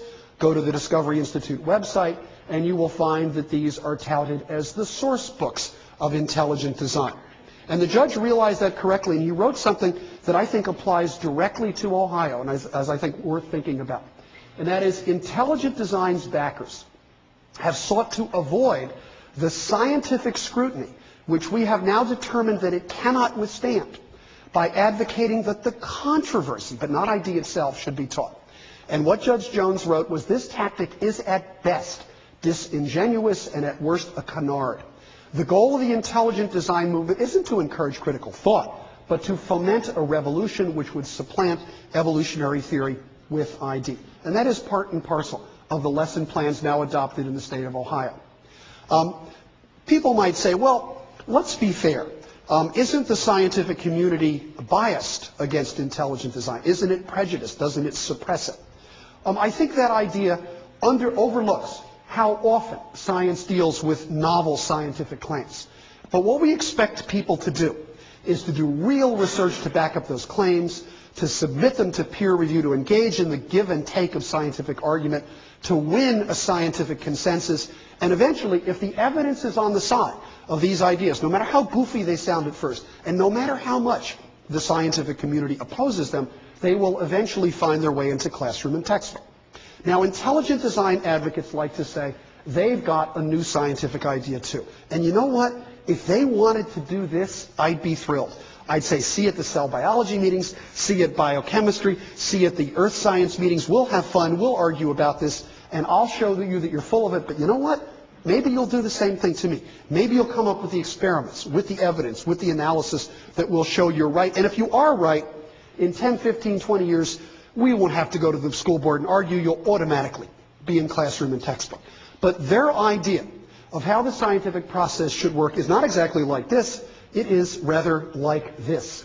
And that is, they would like a direct injection into classroom and textbook, and they'd like that injection with the aid of the political process, which is exactly why they've concentrated not on research, they don't produce any, not on peer-reviewed publications and not on winning scientific consensus. What they have concentrated on is public relations and political pressure. You might also ask yourself, how many scientific organizations around the country have criticized these Ohio lesson plans? And a few of them are shown up here, including my own scientific society, the American Society for Cell Biology, a society that is resident to many, many Nobel laureates and one of the largest experimental societies in the United States. The source for all of this information, by the way, is a great organization called Americans United for Separation of Church and State. If any of you are interested in their activities, they have a very simple web address, AU, for Americans United, au.org. These are the organizations lined up against the Ohio lesson plans for fairness, for balance, for equal time. I also have to show you the organizations that have lined up in favor of the lesson plan. Here they are. And you can make your own decision as to whether or not this is a lesson plan in which you, as the people of the state of Ohio, should be proud. What is at stake in this? And quite frankly, this is where I want to close. I think what is at stake literally is everything. This is a cartoon, last panel of a cartoon, that a friend of mine sent me. And you can see there's a young man here. I assume he's Hindu or Pakistani. He's in a science laboratory studying science. And you can see this says the creationists found unlikely support among students in China and India. And this young man is saying, oh yes, America, we would like it very much if you would teach your students, your children, religious dogma instead of science.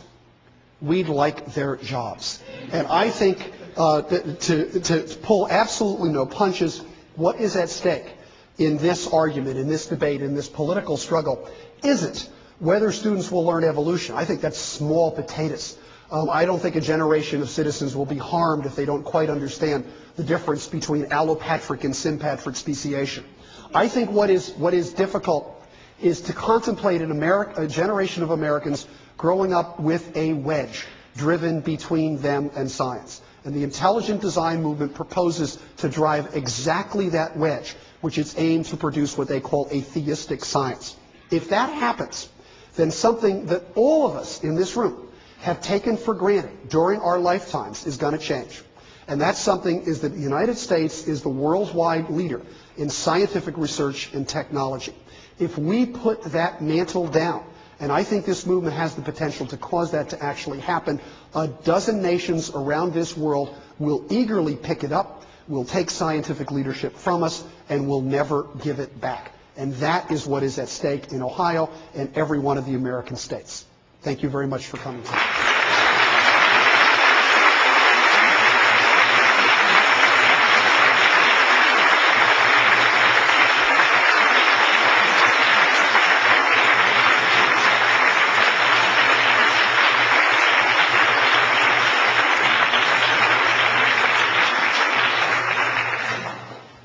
thank Professor Miller very much for his talk.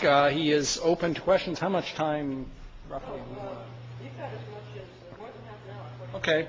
Whatever he wants to. Fine. But not on webcast through 9 o'clock. Okay, we'll figure that's probably a reasonable time. I'm going to moderate this, which means simply that I will point to people to stand up and ask questions. And Patricia has suggested that I might contribute any comments that I would find helpful, but I will try to be very restrained in doing that. So who has questions?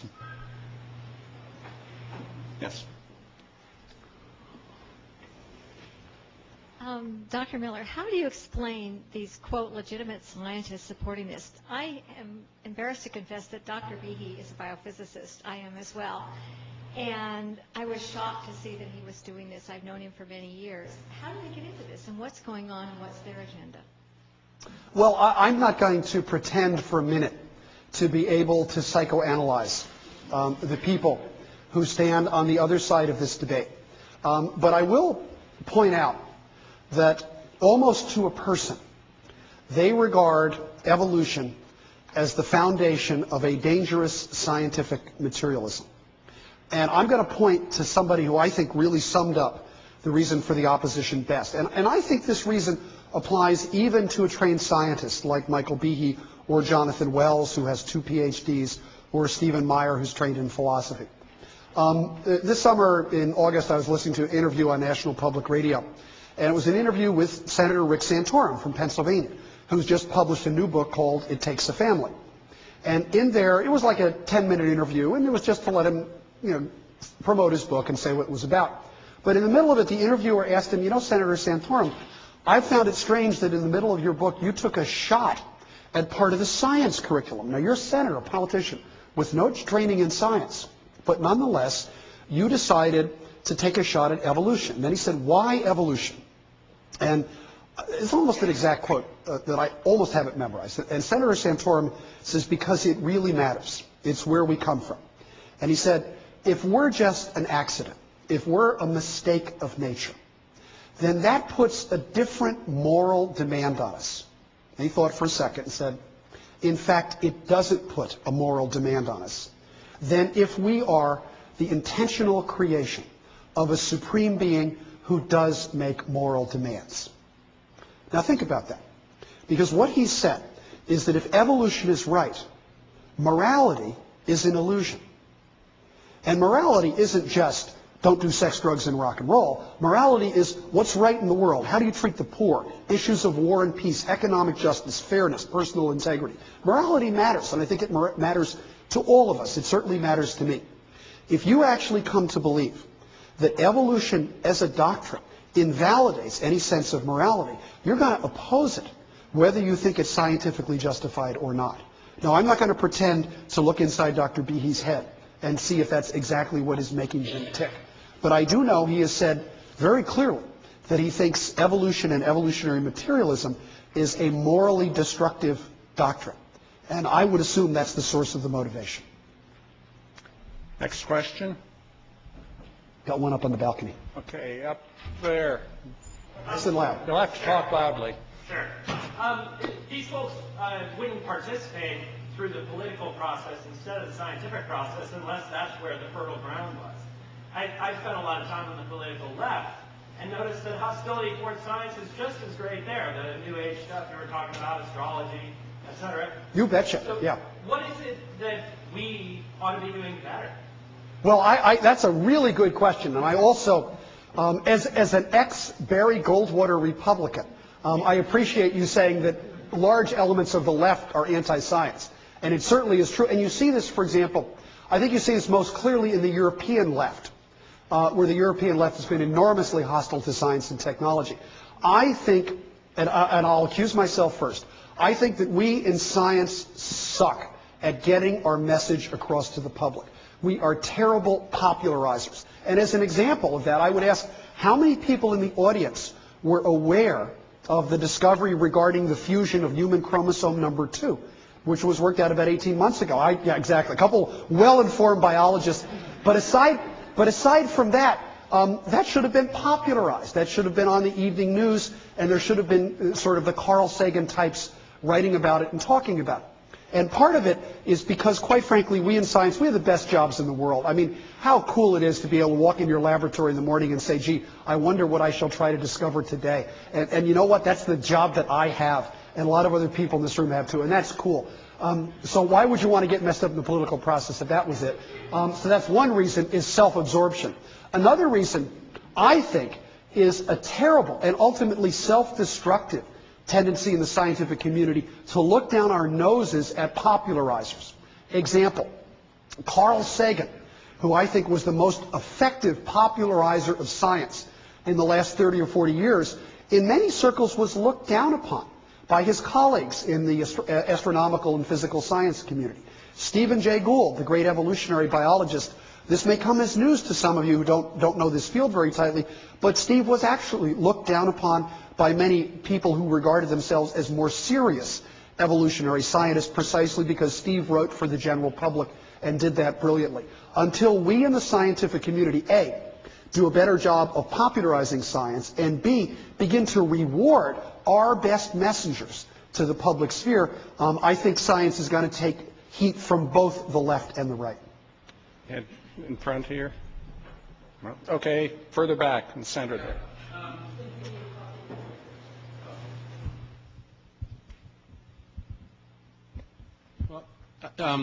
Speaking from the left, I want to just suggest a slightly different take on all of this. Sure. I think that when you said that what's at stake here is everything, you actually gave a very narrow definition of everything, because you only talked about science and technology. That's true. I agree. And I'll I think take what's that. at stake here, and many people on the left think that what's at stake here is literally everything. It's not just theocratic science, but it's theocracy in government. It's many issues that are defined as moral issues by this or that, different religious group, and it's being pushed by the most restrictive religious perspective, and not the broadest religious perspective about what morality and what ethics is, and what politics is, and what democracy is, and what the political structure should be. So I think it really is about everything in a much broader sense. And I'll just finish by saying that you asked about theocratic science. I've seen theocratic science. When I was teaching at Rutgers, I had a student who was from Pakistan, and she provided me a lot of articles in English about Muslim science, and how the goal of Muslim science should be to, they actually didn't talk so much about God, but they talked about principles of good and bad that could be discovered and dealt with, and they were talking about good and evil as the subject matter of science. No, I think that's a worthwhile point. It's interesting that you brought up Muslim science. About 3 or 4 years ago, I started, because I have a little web page with a lot of evolution stuff up on it. I started to get emails from Turkey and Lebanon and even a couple from Iran, believe it or not, of students who wanted me to answer their questions about evolution. And a few of them I asked, why are you asking me this? And they connected me with the writings that go under the pen name of Harun Yaha, who is an Islamic writer based in Turkey, who has written a whole series of anti-evolution books. And one of the students was actually kind enough to buy me an English translation of the book and mail it to me from Turkey so that I could see what all this was about. And it astonished me. 2 parts about it were, one was, I suppose, not so astonishing, and one was downright hilarious. The not so astonishing parts is that all of the arguments made in the Islamic world for the scientific insufficiencies of evolution are just recycled versions of the ones that I've talked to you about here, so there's nothing new. But the second part was genuinely amusing, and that is Harun Yaha argued to his young readers that they should appreciate the fact that evolution is a Western Christian plot to subvert the morals of Islamic youth. And as part of his proof of this, he pointed out that Charles Darwin studied for the priesthood of the Church of England, and that proves to you that he's just another crusader, which I thought was a rather interesting take. But the other thing, that's worth pointing out, and I think that we can learn a lot from the history of the Islamic world. And if you go back to the 13th or 14th century, and you look at the great Muslim caliphate across the Near East and North Africa, that was the center of learning and science and cosmopolitan thought. The Islamic world was the leader in mathematics and astronomy and in many other branches of science. Something happened to the Islamic world to the point where the amount of genuinely important science done in the Islamic world in the 20th century is, unfortunately, is very close to zero. And that something is exactly the ascendancy of the kind of theocratic talk that you are talking about. And if this were to happen in the leading nation in the West, we could see the same sort of retreat backwards, and that worries me a great deal. I just want to comment on this. A lot of folks on the left claim to be supportive of science, but as we saw with the various debates at the school board here in Ohio, our strongest support has come from traditional Republicans, traditional conservatives. The Democrats have been very, very weak in their support and sometimes have also opposed the science curriculum. Yeah, and I should also point out, I mean, I showed a cartoon at the beginning to sort of point this out. I wrote an op-ed piece right after the trial that was published in the Philadelphia Inquirer.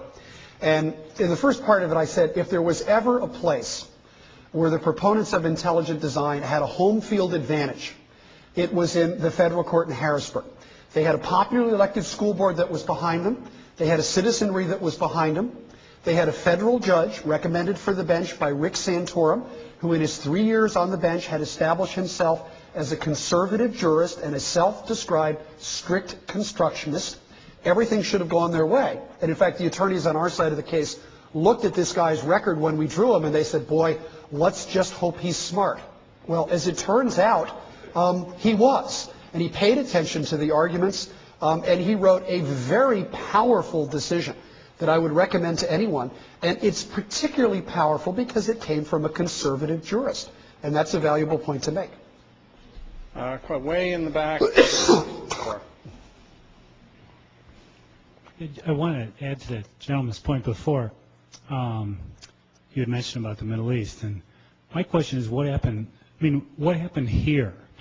Back in the 50s, 60s, 70s, you know, science did everything. Everybody generally seemed to be pretty interested. We put a man on the moon and atomic energy, everything else. You know, was this always an underlying theme throughout the United States, or is it right now, or why is it right now in the last decade or 2 decades kind of rearing its ugly head now? Well, my short answer to that is that there has always been an active anti-evolution movement in the United States. It has ebbed and flowed in terms of the degree to which it has caught the public imagination. But if you look at opinion polls in which you ask people whether they accept the evolutionary theory of human origins, and you go back in these polls to the 40s and 50s, you find quite consistently, depending on how you phrase the question, that only about 35 to 45% of the people in this country accept evolution. That was true even back in those good old days of the 50s and 60s that you're talking about. In the summer of 1964, I was a guide, to say more about my youth than you ever wanted to know. I was a guide at the Boy Scout Pavilion of the New York World's Fair. So I spent a whole summer at the World's Fair working a few hours a day in the Boy Scout Pavilion, my little shorts and neckerchief and everything else, and the rest of the time going around the fair, having just a wonderful time. There was an exhibit at that World's Fair, the New York World's Fair, put up by the Moody Institute of Science. Because I was already a science geek at the time, I saw Institute of Science, cool, went in. It was an anti-evolution exhibit. So this sort of organized anti-evolution activity has been with us for a long time. I think what is, when you say what's happening now, 2 things. I think one is that the political climate in the United States has made it much easier for people to take religious ideas into the mainstream and to run with them. To argue essentially that, you know, if science has an anti-religious bias, we have to correct it with a pro-religious bias. And then the second thing is I think that the Edwards versus Aguilar decision in 1987 was a shockwave for the creationists. And you saw that dramatic change in terms of the adoption of this new idea. That the new label applied, and that's all it is, it's a label, applied to the creation science movement, intelligent design, brilliant PR. If you were working at an ad agency and you were brainstorming for a product name, man, when you came up with that name, you should get a raise. And I think in part because it's a phrase that appeals to all people of faith. If you're a person of faith, I think by definition, you think that there is an intelligence, there's a guiding force to the universe, that your life has meaning and purpose and value. And then when you hear the word intelligent design, you figure, wow, that sounds like that's something that I should be on the side of. So I think it's a combination of constant anti-evolution sentiment and brilliant public relations on the part of the intelligent design movement. And let me just add to that. I think that that's one thing that has really helped strengthen this movement is the ambiguity of the phrase intelligent design. That on one hand, it can mean we believe that there's a God who created the universe, and a lot of people believe that. And the other meaning, however, is the idea that this concept of an intelligent creator ought to be made part of science, which is a very different thing. Next question. Do we have any over here? We have one. Right on the aisles. Okay, fine. Somebody over on this side, and then we'll get you next. Okay, there. You mentioned you were sort of upset by the scientists not popularizing or putting their views out there. There was an excellent show you may have seen, others may have seen, on Charlie Rose, where James Watson and E.O. Wilson were the people talking. Both of them have put out new editions of Darwin's books with their comments. Mm-hmm. And E.O. Wilson didn't have much to say about this, but James Watson unabashedly comes out with the idea that he absolutely doesn't see God fitting in anywhere. Okay, he's an atheist, or he's, whatever his position is. And he said all his friends also, he could think of only one friend who could mix the two. And I'm not sure that James Watson really has a large circle of friends. All right. Point taken, though. Okay. Well, maybe the one friend who did believe is passed is correct. But at any rate, the question I have here, though, is in the way this meeting started too, with a prayer, is somehow it's seen as not, to be a scientist, you're almost afraid in the United States, maybe not in England, to say that you're an atheist, and you seem to want to promote the idea that you're a Roman Catholic. I guess the question is, how do those two things jive, and how do they work with you and your mind? Yeah, sure. I don't intend to promote the idea that I'm a Roman Catholic. I mentioned it. I am unaware of scientists in the United States who tell me that they are afraid to say that they are atheist or agnostic, because they say that all the time. There was a very interesting survey of the scientific profession and religious belief that was done by Ed Larson, and I forget who the other author was. But it was published, I believe, in Nature, or was it in Science? In Science or Nature, just a couple years ago. And one of the things they discovered, there was a similar survey surveying the scientific profession in the United States in 1917 or 1918.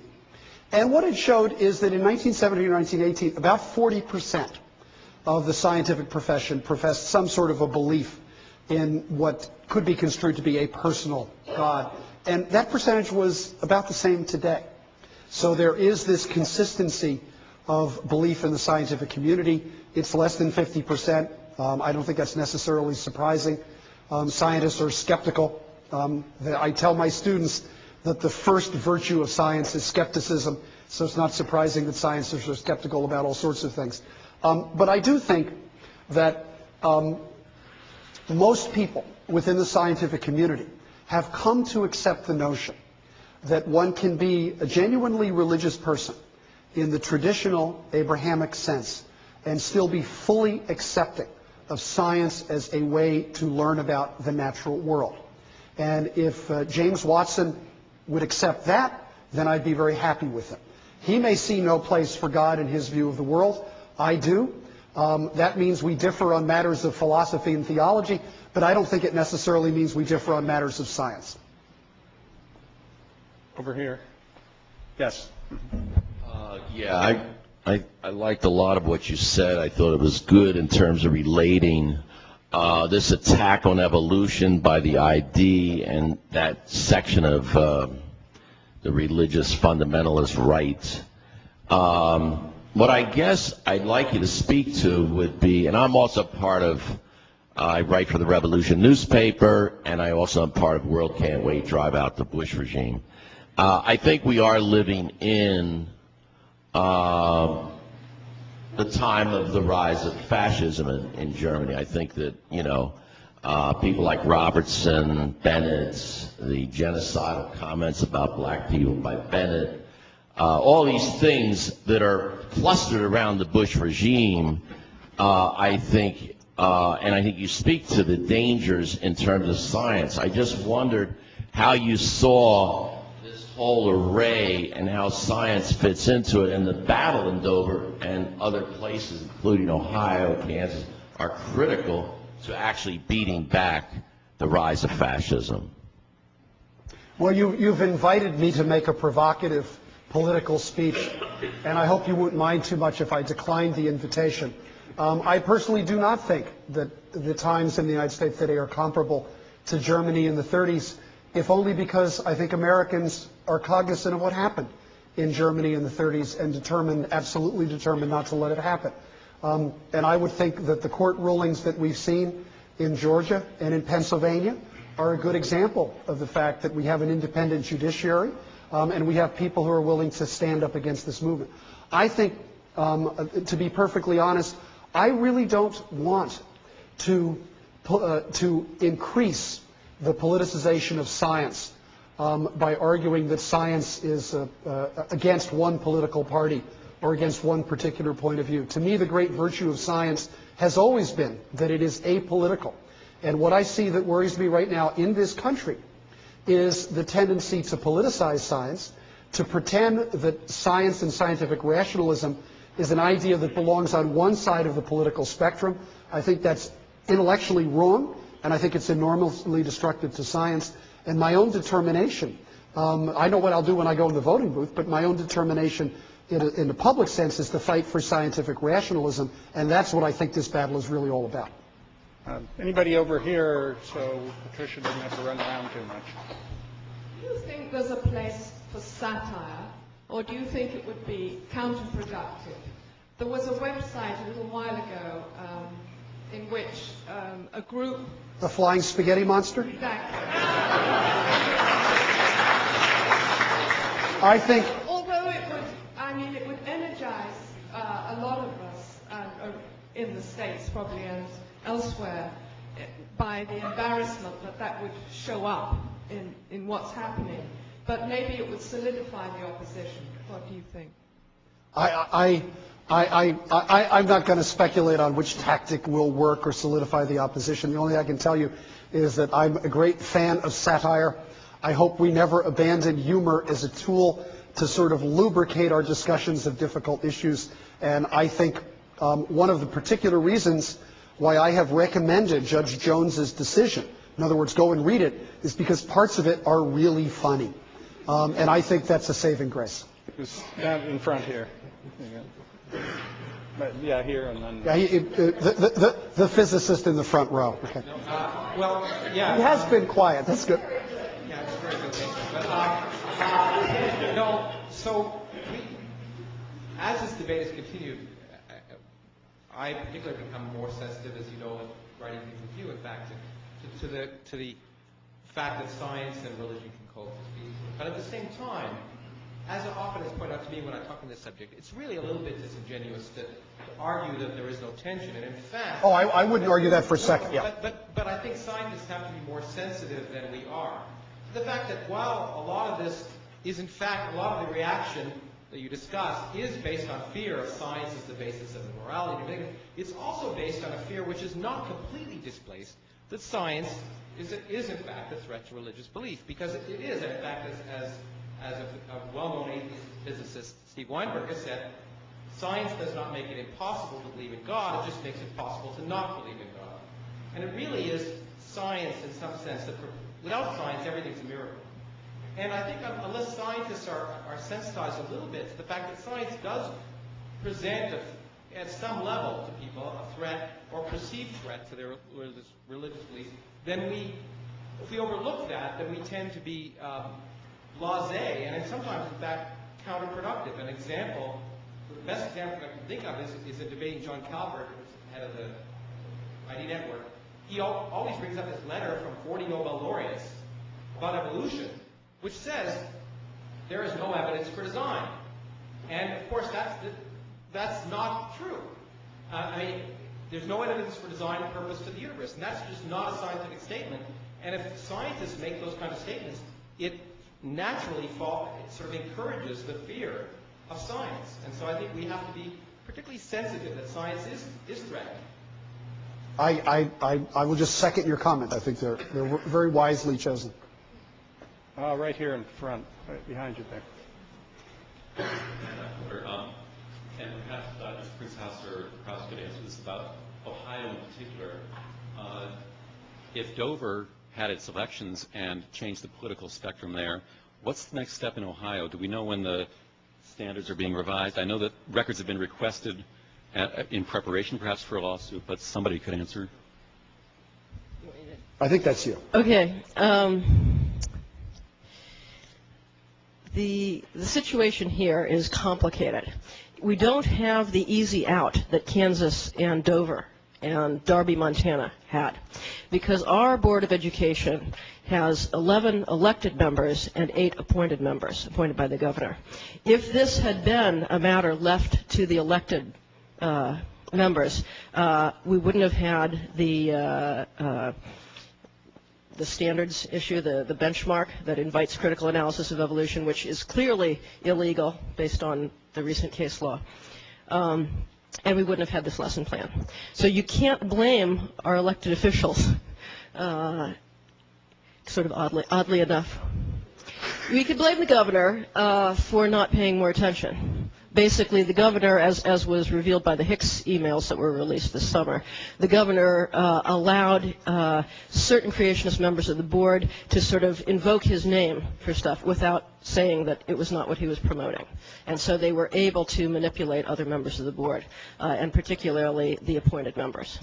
So a lot of folks, unfortunately, went to the polls last fall and tried to vote out school board members, and they didn't really vote in, vote out good ones and vote in bad ones, but nearly. It was not the approach to take. Instead, I think that one of the things that we can do right now is we have a window of opportunity, because the board is meeting next Tuesday in Columbus at Ohio School for the Deaf. You can find this on their website. Next Tuesday, the plan is for them to meet in closed session with some lawyers to talk about this. Now, I understand the Columbus Dispatch is challenging that as illegal, that because it's not currently pending litigation. I'm not sure how that's going to go.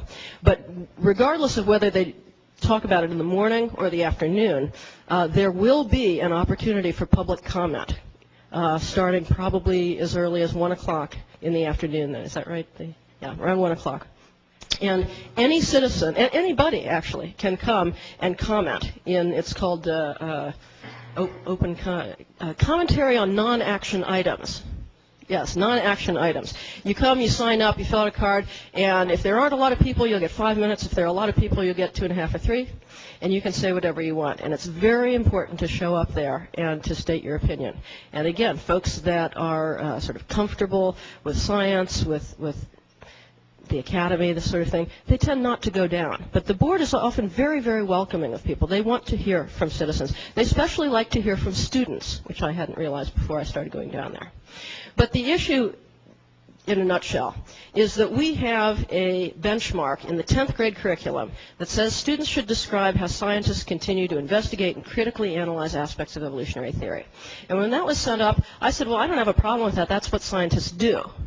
But I didn't realize fully the context at that point. It's very like the Georgia sticker, and it's illegal for the very same reason. And we see that it was built on to produce this lesson plan, which is full of the same stuff that's in the Pandas book, and clearly illegal. In addition, and this hasn't, in fact, Ken got this a little bit wrong in his talk, we already have altered the definition of science here in Ohio. There were 2 things that the creationists got through in 2002. One was the critically analyzed benchmark, and the other was that they took the Ohio Academy of Science definition of science, and they cut off the part that refers to evidence, and just kept the first part. Now, there are other places in the document in the standards where we say that science has to do with evidence. So I didn't get all that excited about that. But you see, it's a process where, little bits chipping away. And actually, the Kansas folks used our definition to build on for that. So it's already here. And that's another element of the standards that is clearly illegal right now. They can fix this next week, next Tuesday, if they hear that people are in favor of it.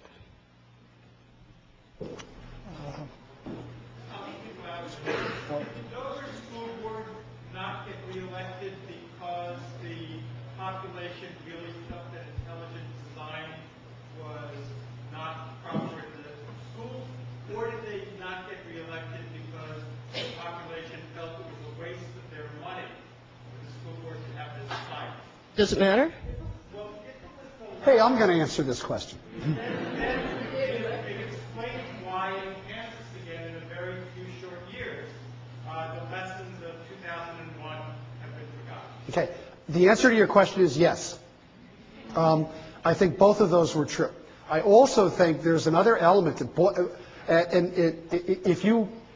if you read the York Daily Record, which is the paper that covers Dover, almost every day on the internet, which I've been doing for the past 4 or 5 months, you can see this at work.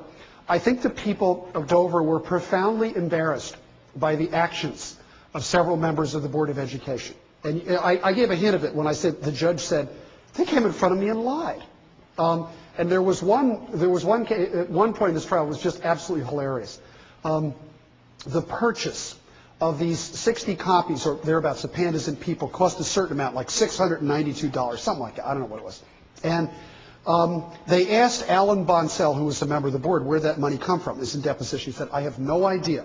It came from an anonymous donor. Okay. So you do the discovery process. You subpoena everybody. Put them on the stand in the trial. Said, where did the money come from? He says, I have absolutely no idea. I heard it came from an anonymous donor. What is this, Mr. Bonsell? Canceled check. How much is it made out to? $692. Whose name is that? It's my name. So would you like to reconsider what you just said? And so forth. And he said, well, what I meant was, I went to my church. I told the congregation we needed money for this. I passed the hat. I collected the money. I put it into my bank account. I wrote the Board of Education a check. But I didn't notice who put in a 5 and who put in a 10 and who put in a 20. So when I said I had no idea where the money came from, that's what I meant. And at that point, the judge cut up the other lawyer and said, excuse me, don't insult the intelligence of this court by pretending that an answer that you have no idea is equivalent to saying you solicited it, you collected it, you bundled it, and transmitted it. There was another case where a member of the board who was one of the instigators named William Buckingham on the deposition at the trial said that he never wanted to teach creationism. He never mentioned creation science. This is a figment in the imagination of the plaintiffs. He just wanted to teach intelligent design. Then they play a videotape from the local news TV station that had preserved the tape. Reporter shoves a microphone in his face and he said, I think as long as we're teaching evolution, we have to balance it by teaching creation science. This sort of disingenuous testimony, I think, profoundly embarrassed people in Dover. I don't know if there'd be anything like that, the equivalent of that in Kansas or Ohio. I think it's fair to say that the Dover elections were pretty close. The electorate voted for the new board like 53% to 47%. So it was, even though they won every seat, it wasn't a complete landslide.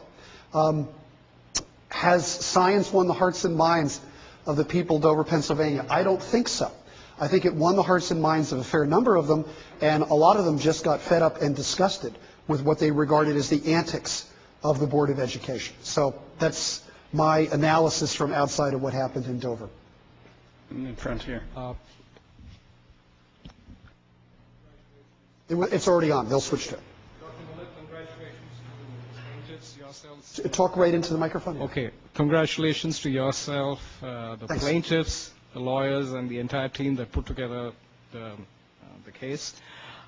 Were there any difficult moments during your cross-examination? Was there something that you did not expect? Any line of questioning? Yeah, there was something that I did not expect, but it wasn't a difficult moment. And that is that during the trial, I talked about the blood clotting, showed some of the slides I showed you. I talked about the flagellum, showed some of the slides I showed you, and I talked about human chromosome number 2. During my cross-examination, I wasn't asked about any of them. In other words, I expected them to fight on the science, not a single challenge on the scientific issue. And that, because I was really prepared for that. And that came as a surprise. And instead, they combed old editions of my textbooks to look for phrases that they could get me to say were equivalent to intelligent design, or they looked for the website that I maintain for my university course, where I have some links if people want to see what the intelligent design controversy is about. They can go to this link. Isn't that the same thing, Dr. Miller, as the statement that the Dover Board of Education penned? And I didn't think so, and I explained why. But it was actually a pretty easy cross-examination from my point of view. I was very heartened by the Dover decision by Judge Jones. It was sort of one of those positive moments of the year. But I have to think that the creationist movement is going to come up with something else, that there's going to be... They already have. Or a sudden emergence theory, is that, or is there going to be something... What do you think is the next assault going to be from creationists? Because I think intelligent design is dead. Yeah, so well, what's next? Okay. You've got it right here. And that is, the next thing is, we don't want to teach intelligent design. We want to teach critical analysis of evolution. That is the next thing. And that is what is being pushed in a whole variety of states. In Kansas, for example, they may have changed the definition of science, but the Kansas Board is adamant saying, comb the standards. We don't mention intelligent design. All we do is critically analyze evolution. So I think critical analysis of evolution is the next step, and you've got it right here. If I may add one thing, we've been talking about the science, and that's quite appropriate, but I would maintain that until the theological presuppositions that underlie the attacks on evolution are addressed, and they need to be addressed by churches, by clergy, that this anti-evolution movement simply is not going to go away, and there will keep on being new avatars of intelligent design, creationism, or whatever it's called. Yeah, I mean, critical analysis is nearly as brilliant a moniker as intelligent design, because they say, well, how come the scientists are against critical analysis, right? How could that be? And of course, if you look at the content of the lesson plan, it's not critical and it's not analysis. It's an attempt to convince students to uncritically swallow wholesale, outright lies about the content of science. And you don't have to take my word for it. And indeed, the board didn't 2 years ago. But we now have the records. And their own science experts at the Department of Education in Ohio told them, we have the sheets where they said it. They said, the underlined sentence is a lie. This is wrong. This is inaccurate. This is crackpot. This is religion. This is creationism. It's all in there. It's very, very similar to the Dover case, although they weren't quite as dramatic in their public statements. That's the only difference. Another in front here. Question. You talked about the dichotomy between, or the false dichotomy between religious belief and science. And presumably the fear of evolution is based on the belief that if you believe in evolution, then the Bible must be wrong. That's one aspect, but there are others. There are other concerns as well. Okay. So as you alluded to, perhaps part of the social and public issue here, a better understanding of the Bible and what it means. After all, there are two stories of creation in the book of Genesis, which is up front, which is perhaps as far as people get in reading the Bible. Do you think that modern reading, modern study and scholarly interpretation of how the Bible evolved and how religious belief evolved is the other side of this equation?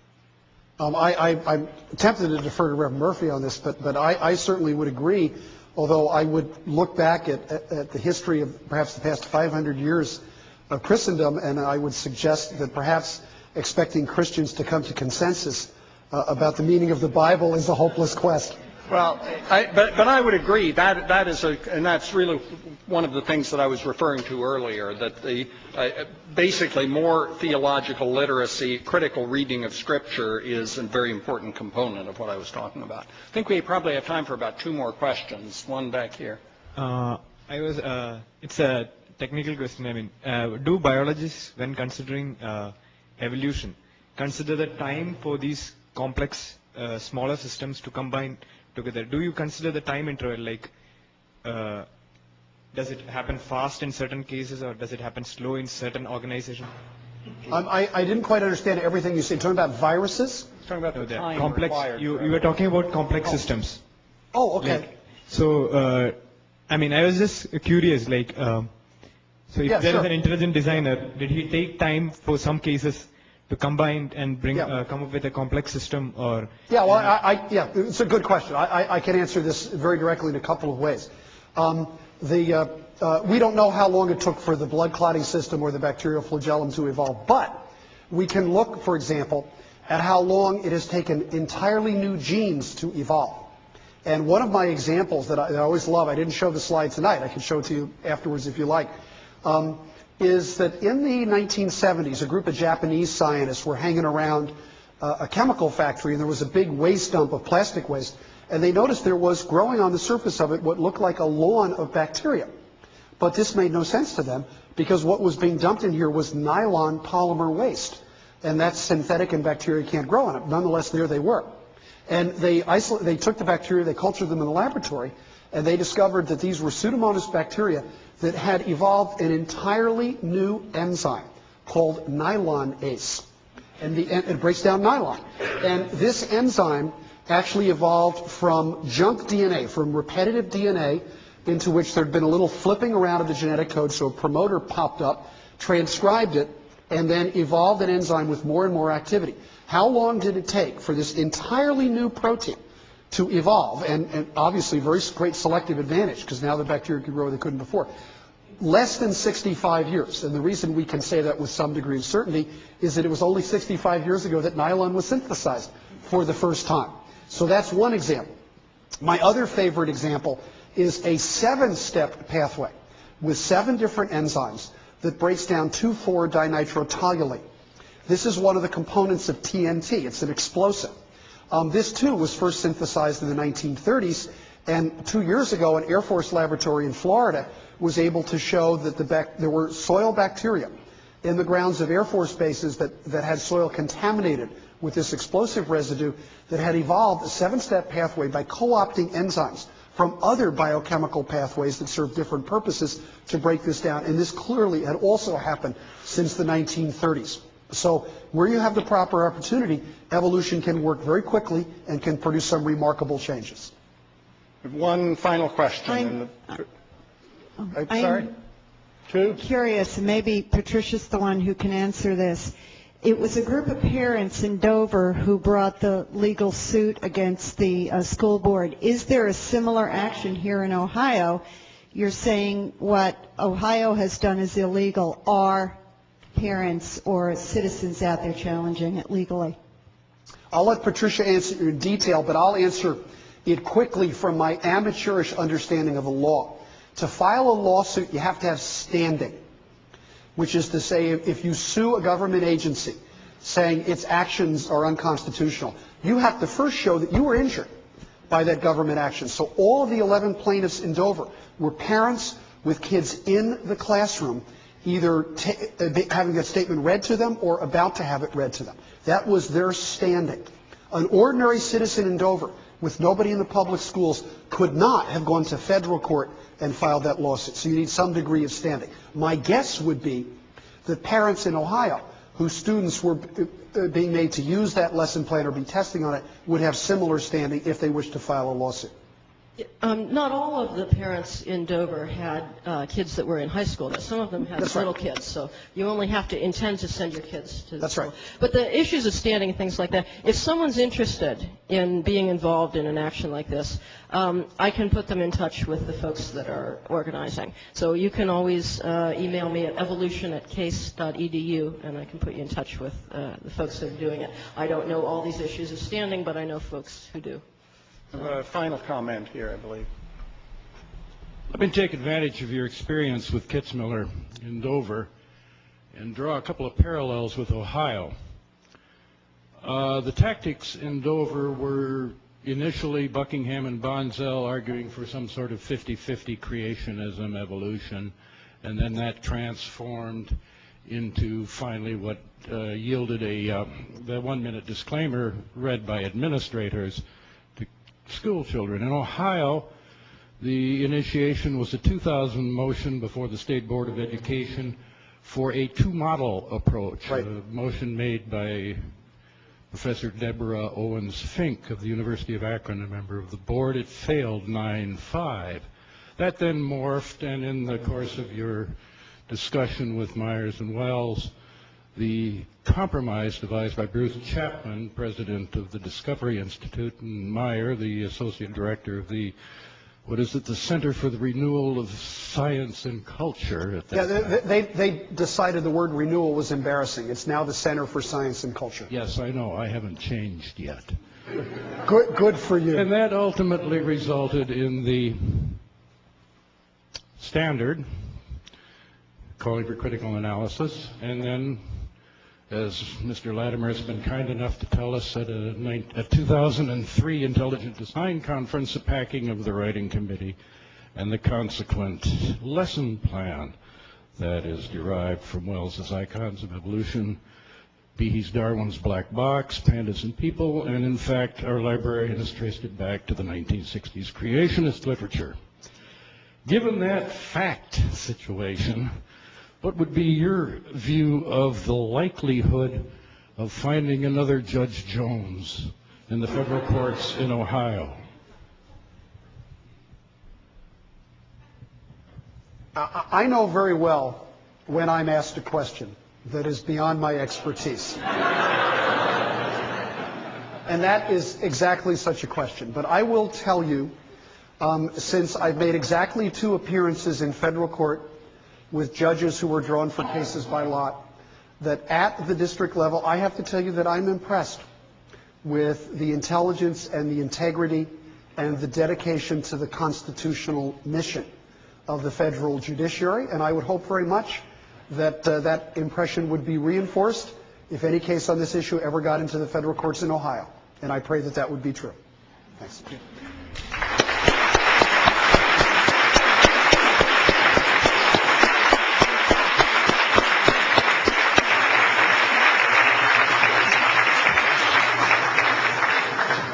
Great to see you again. To our standard exchange. Yes, go right ahead. And it's keynote and.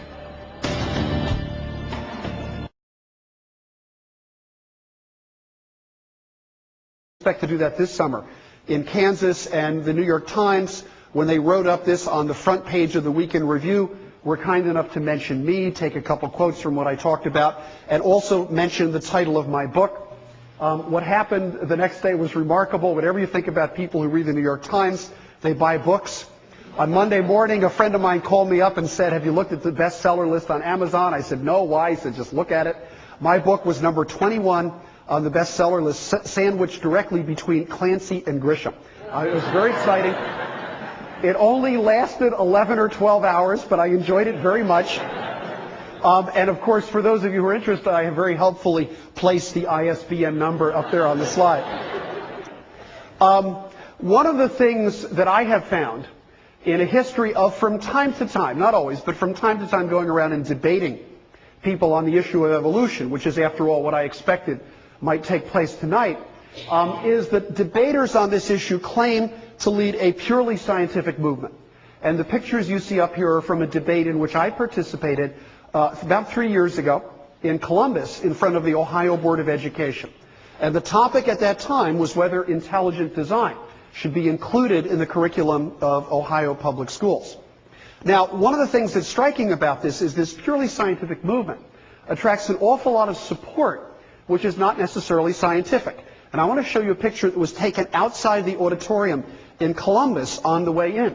And this gentleman here was in the business of telling me and other people exactly where we would spend eternity if we were foolish enough to take the side of Charles Darwin.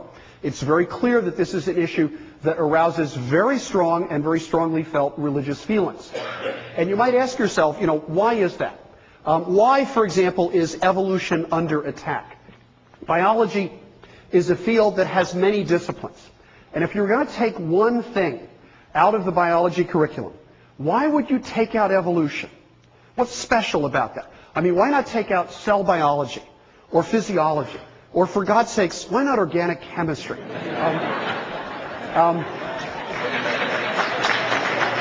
I can see we have the makings of a popular movement, and I apologize in advance for any chemists who might be in the audience. It's a cheap shot, I realize that. But what's the reason? The reason opponents of evolution will often say is because evolution is very shaky science, and we want to get the science right.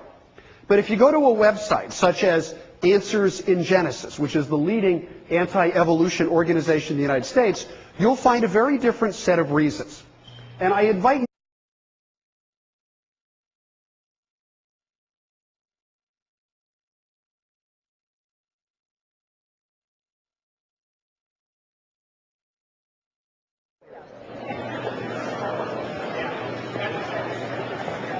Hello? Good? I'd like to welcome you all to Case Western Reserve University. My name is Patricia Princehouse, and this event has sort of evolved on its own. It was originally going to be a debate, but that hasn't worked out, so we are very happy to present a talk by Ken Miller entitled The Collapse of Intelligent Design. Will the next monkey trial be in Ohio? And before we get underway here, I'd like to introduce Reverend George Murphy. If he could come up, he's just going to give us a little blessing here. Dr. Murphy has a PhD in physics and is also a Lutheran minister, and he's a pastoral associate at St. Paul's in Akron.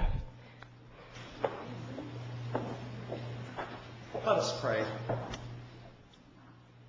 God, we're gathered here to consider some very important issues about life, about our society, about your role in the world.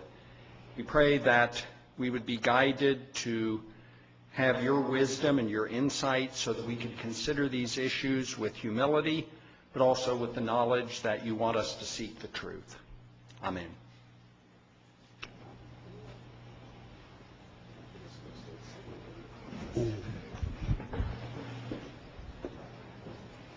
Thank you. I guess I'm next. I want to thank Patricia for inviting me here. I want to thank especially Reverend Murphy for that wonderful prayer, which I was very pleased to join in.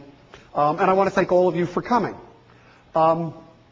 We live in interesting times, which will be a repeated theme of what I will talk about tonight. I figured many of you in the audience are people who know me or have heard me speak before. It's nice to see you again. For those of you who don't know me, I thought I would introduce myself. I'm a cell biologist. I work at Brown University, which is in Providence, Rhode Island. I work on the structure and function of biological membranes. A lot of my work is with the electron microscope, and we try to work on assemblies and channels in biological membranes. That's, in a sense, as a researcher, that's one of my jobs. Another of my jobs is that of a teacher. I'm able to be here today because we're between semesters.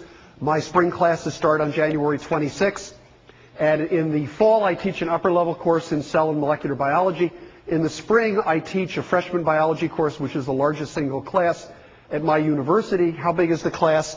That's not my class. Those are my teaching assistants. That'll give you some idea as to how big the class is. I'm very happy to see a large number of young people in the room, and I want to let all of you know, all the young people especially, that you may already know me and you may not like me. And the reason for that is if when you were in high school you used any of these books for high school biology, I wrote them. So I apologize in advance for your experiences or for the back-breaking strain of carrying these guys around in your backpack. A couple of years ago, I wrote a book on evolution and religion called Finding Darwin's God, which I expected to be a nice little book that would be tucked away on library shelves and pretty much forgotten, although I was sure it would make my mother very proud.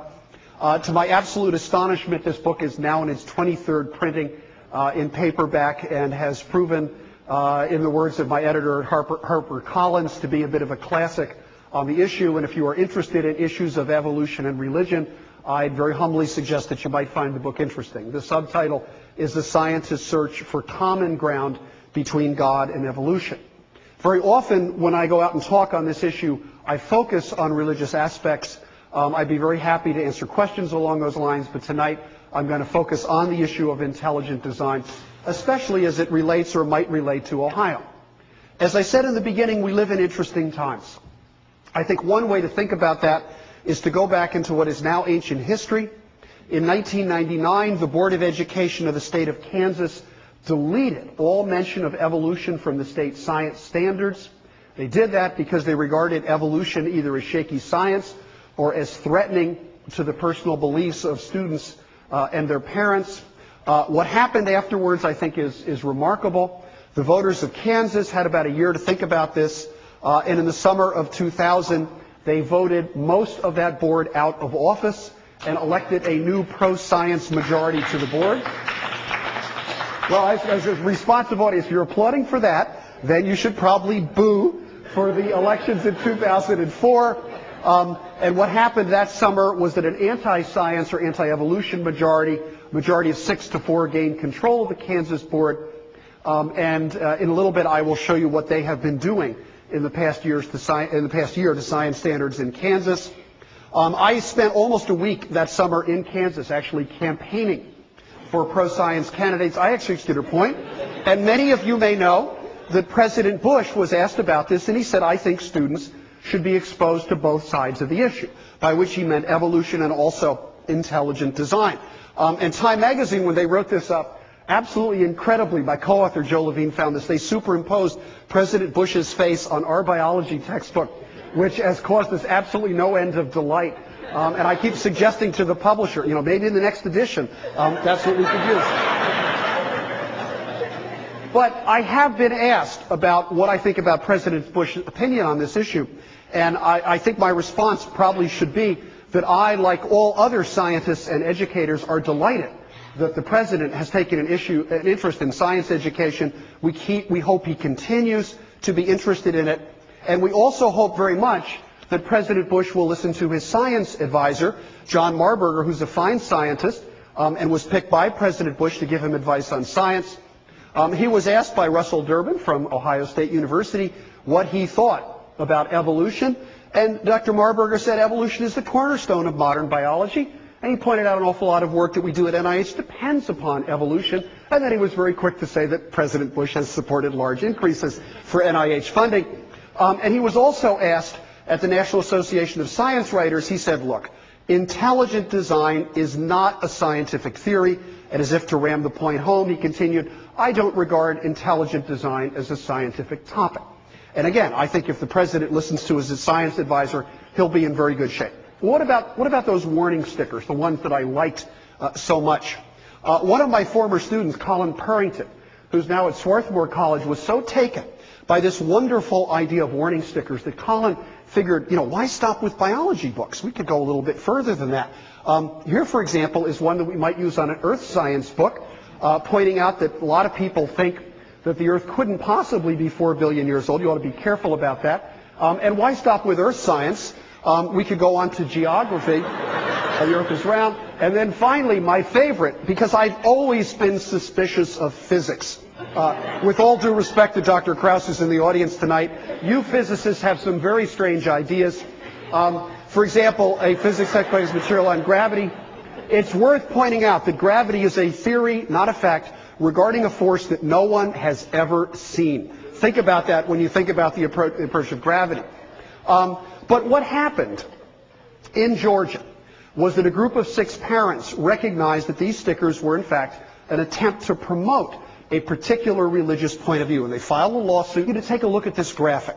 Evolution is depicted as the foundation of lawlessness, homosexuality, pornography, and abortion. Not just that it's wrong, but it is the source of all of these bad things, whereas creationism is the source of a lot of good things. Now, if this is not graphic enough for you, I've got another one that I think will help. And this is also from Answers in Genesis, and I show this not because I want to make fun of it, but because I want to make a deadly serious point. And I like to show this to academic audiences, because academic audiences often think this really is an argument about science. And they say, how about if we did this experiment? How about if we showed them this fossil? How about if we did this in the laboratory? Would that convince them? Well, take a look at this. If you regard evolution as the foundation of divorce, pornography, abortion, racism, and all this other bad stuff, whether it's right or not in the scientific sense doesn't matter, because it is the source of everything that is wrong and evil in society. And what I love about this is the founder of evolution, I can't read that name here, I'm sure you can, but it's not Darwin. It's somebody else. And if you view evolution in this respect, of course you're going to oppose it, you're going to oppose it deeply. So how do you answer? How does science respond? I think there are a lot of ways to respond, and one way is to develop a proper understanding of science. Some of you may know that about 4 years ago, a county in Georgia thought that the new biology books they had bought for their students were so dangerous in terms of their treatment of evolution that they needed warning stickers on them. And I thought you might be interested. What textbook was so dangerous and so outrageous that it needed a warning sticker? So I figured I'd bring you a picture. There it is. That's the book. And this is the warning sticker. And the warning sticker basically told students the book has material on evolution. Evolution is a theory, not a fact, on the origin of living things. This material should be approached with an open mind, studied carefully and critically considered. And when this sticker went on the book, I was called up by a reporter for the Atlanta Journal-Constitution, and she said, "What do you think of the sticker on your books?" And I had talked to enough reporters to realize that she was trolling for a quote. She wanted to write an article that said author outraged or author slams board or just something like that, so they could say that a northeastern liberal Ivy League author was outraged at what Cobb County was doing with his books. And I decided I'd have a little fun, and I said, "No, I like the sticker." She said, "You do?" I said, "I think the stickers are great. They just don't go far enough." And in just a second, I'll show you exactly what I mean. Now, as it turns out, our president has tried to be helpful on this particular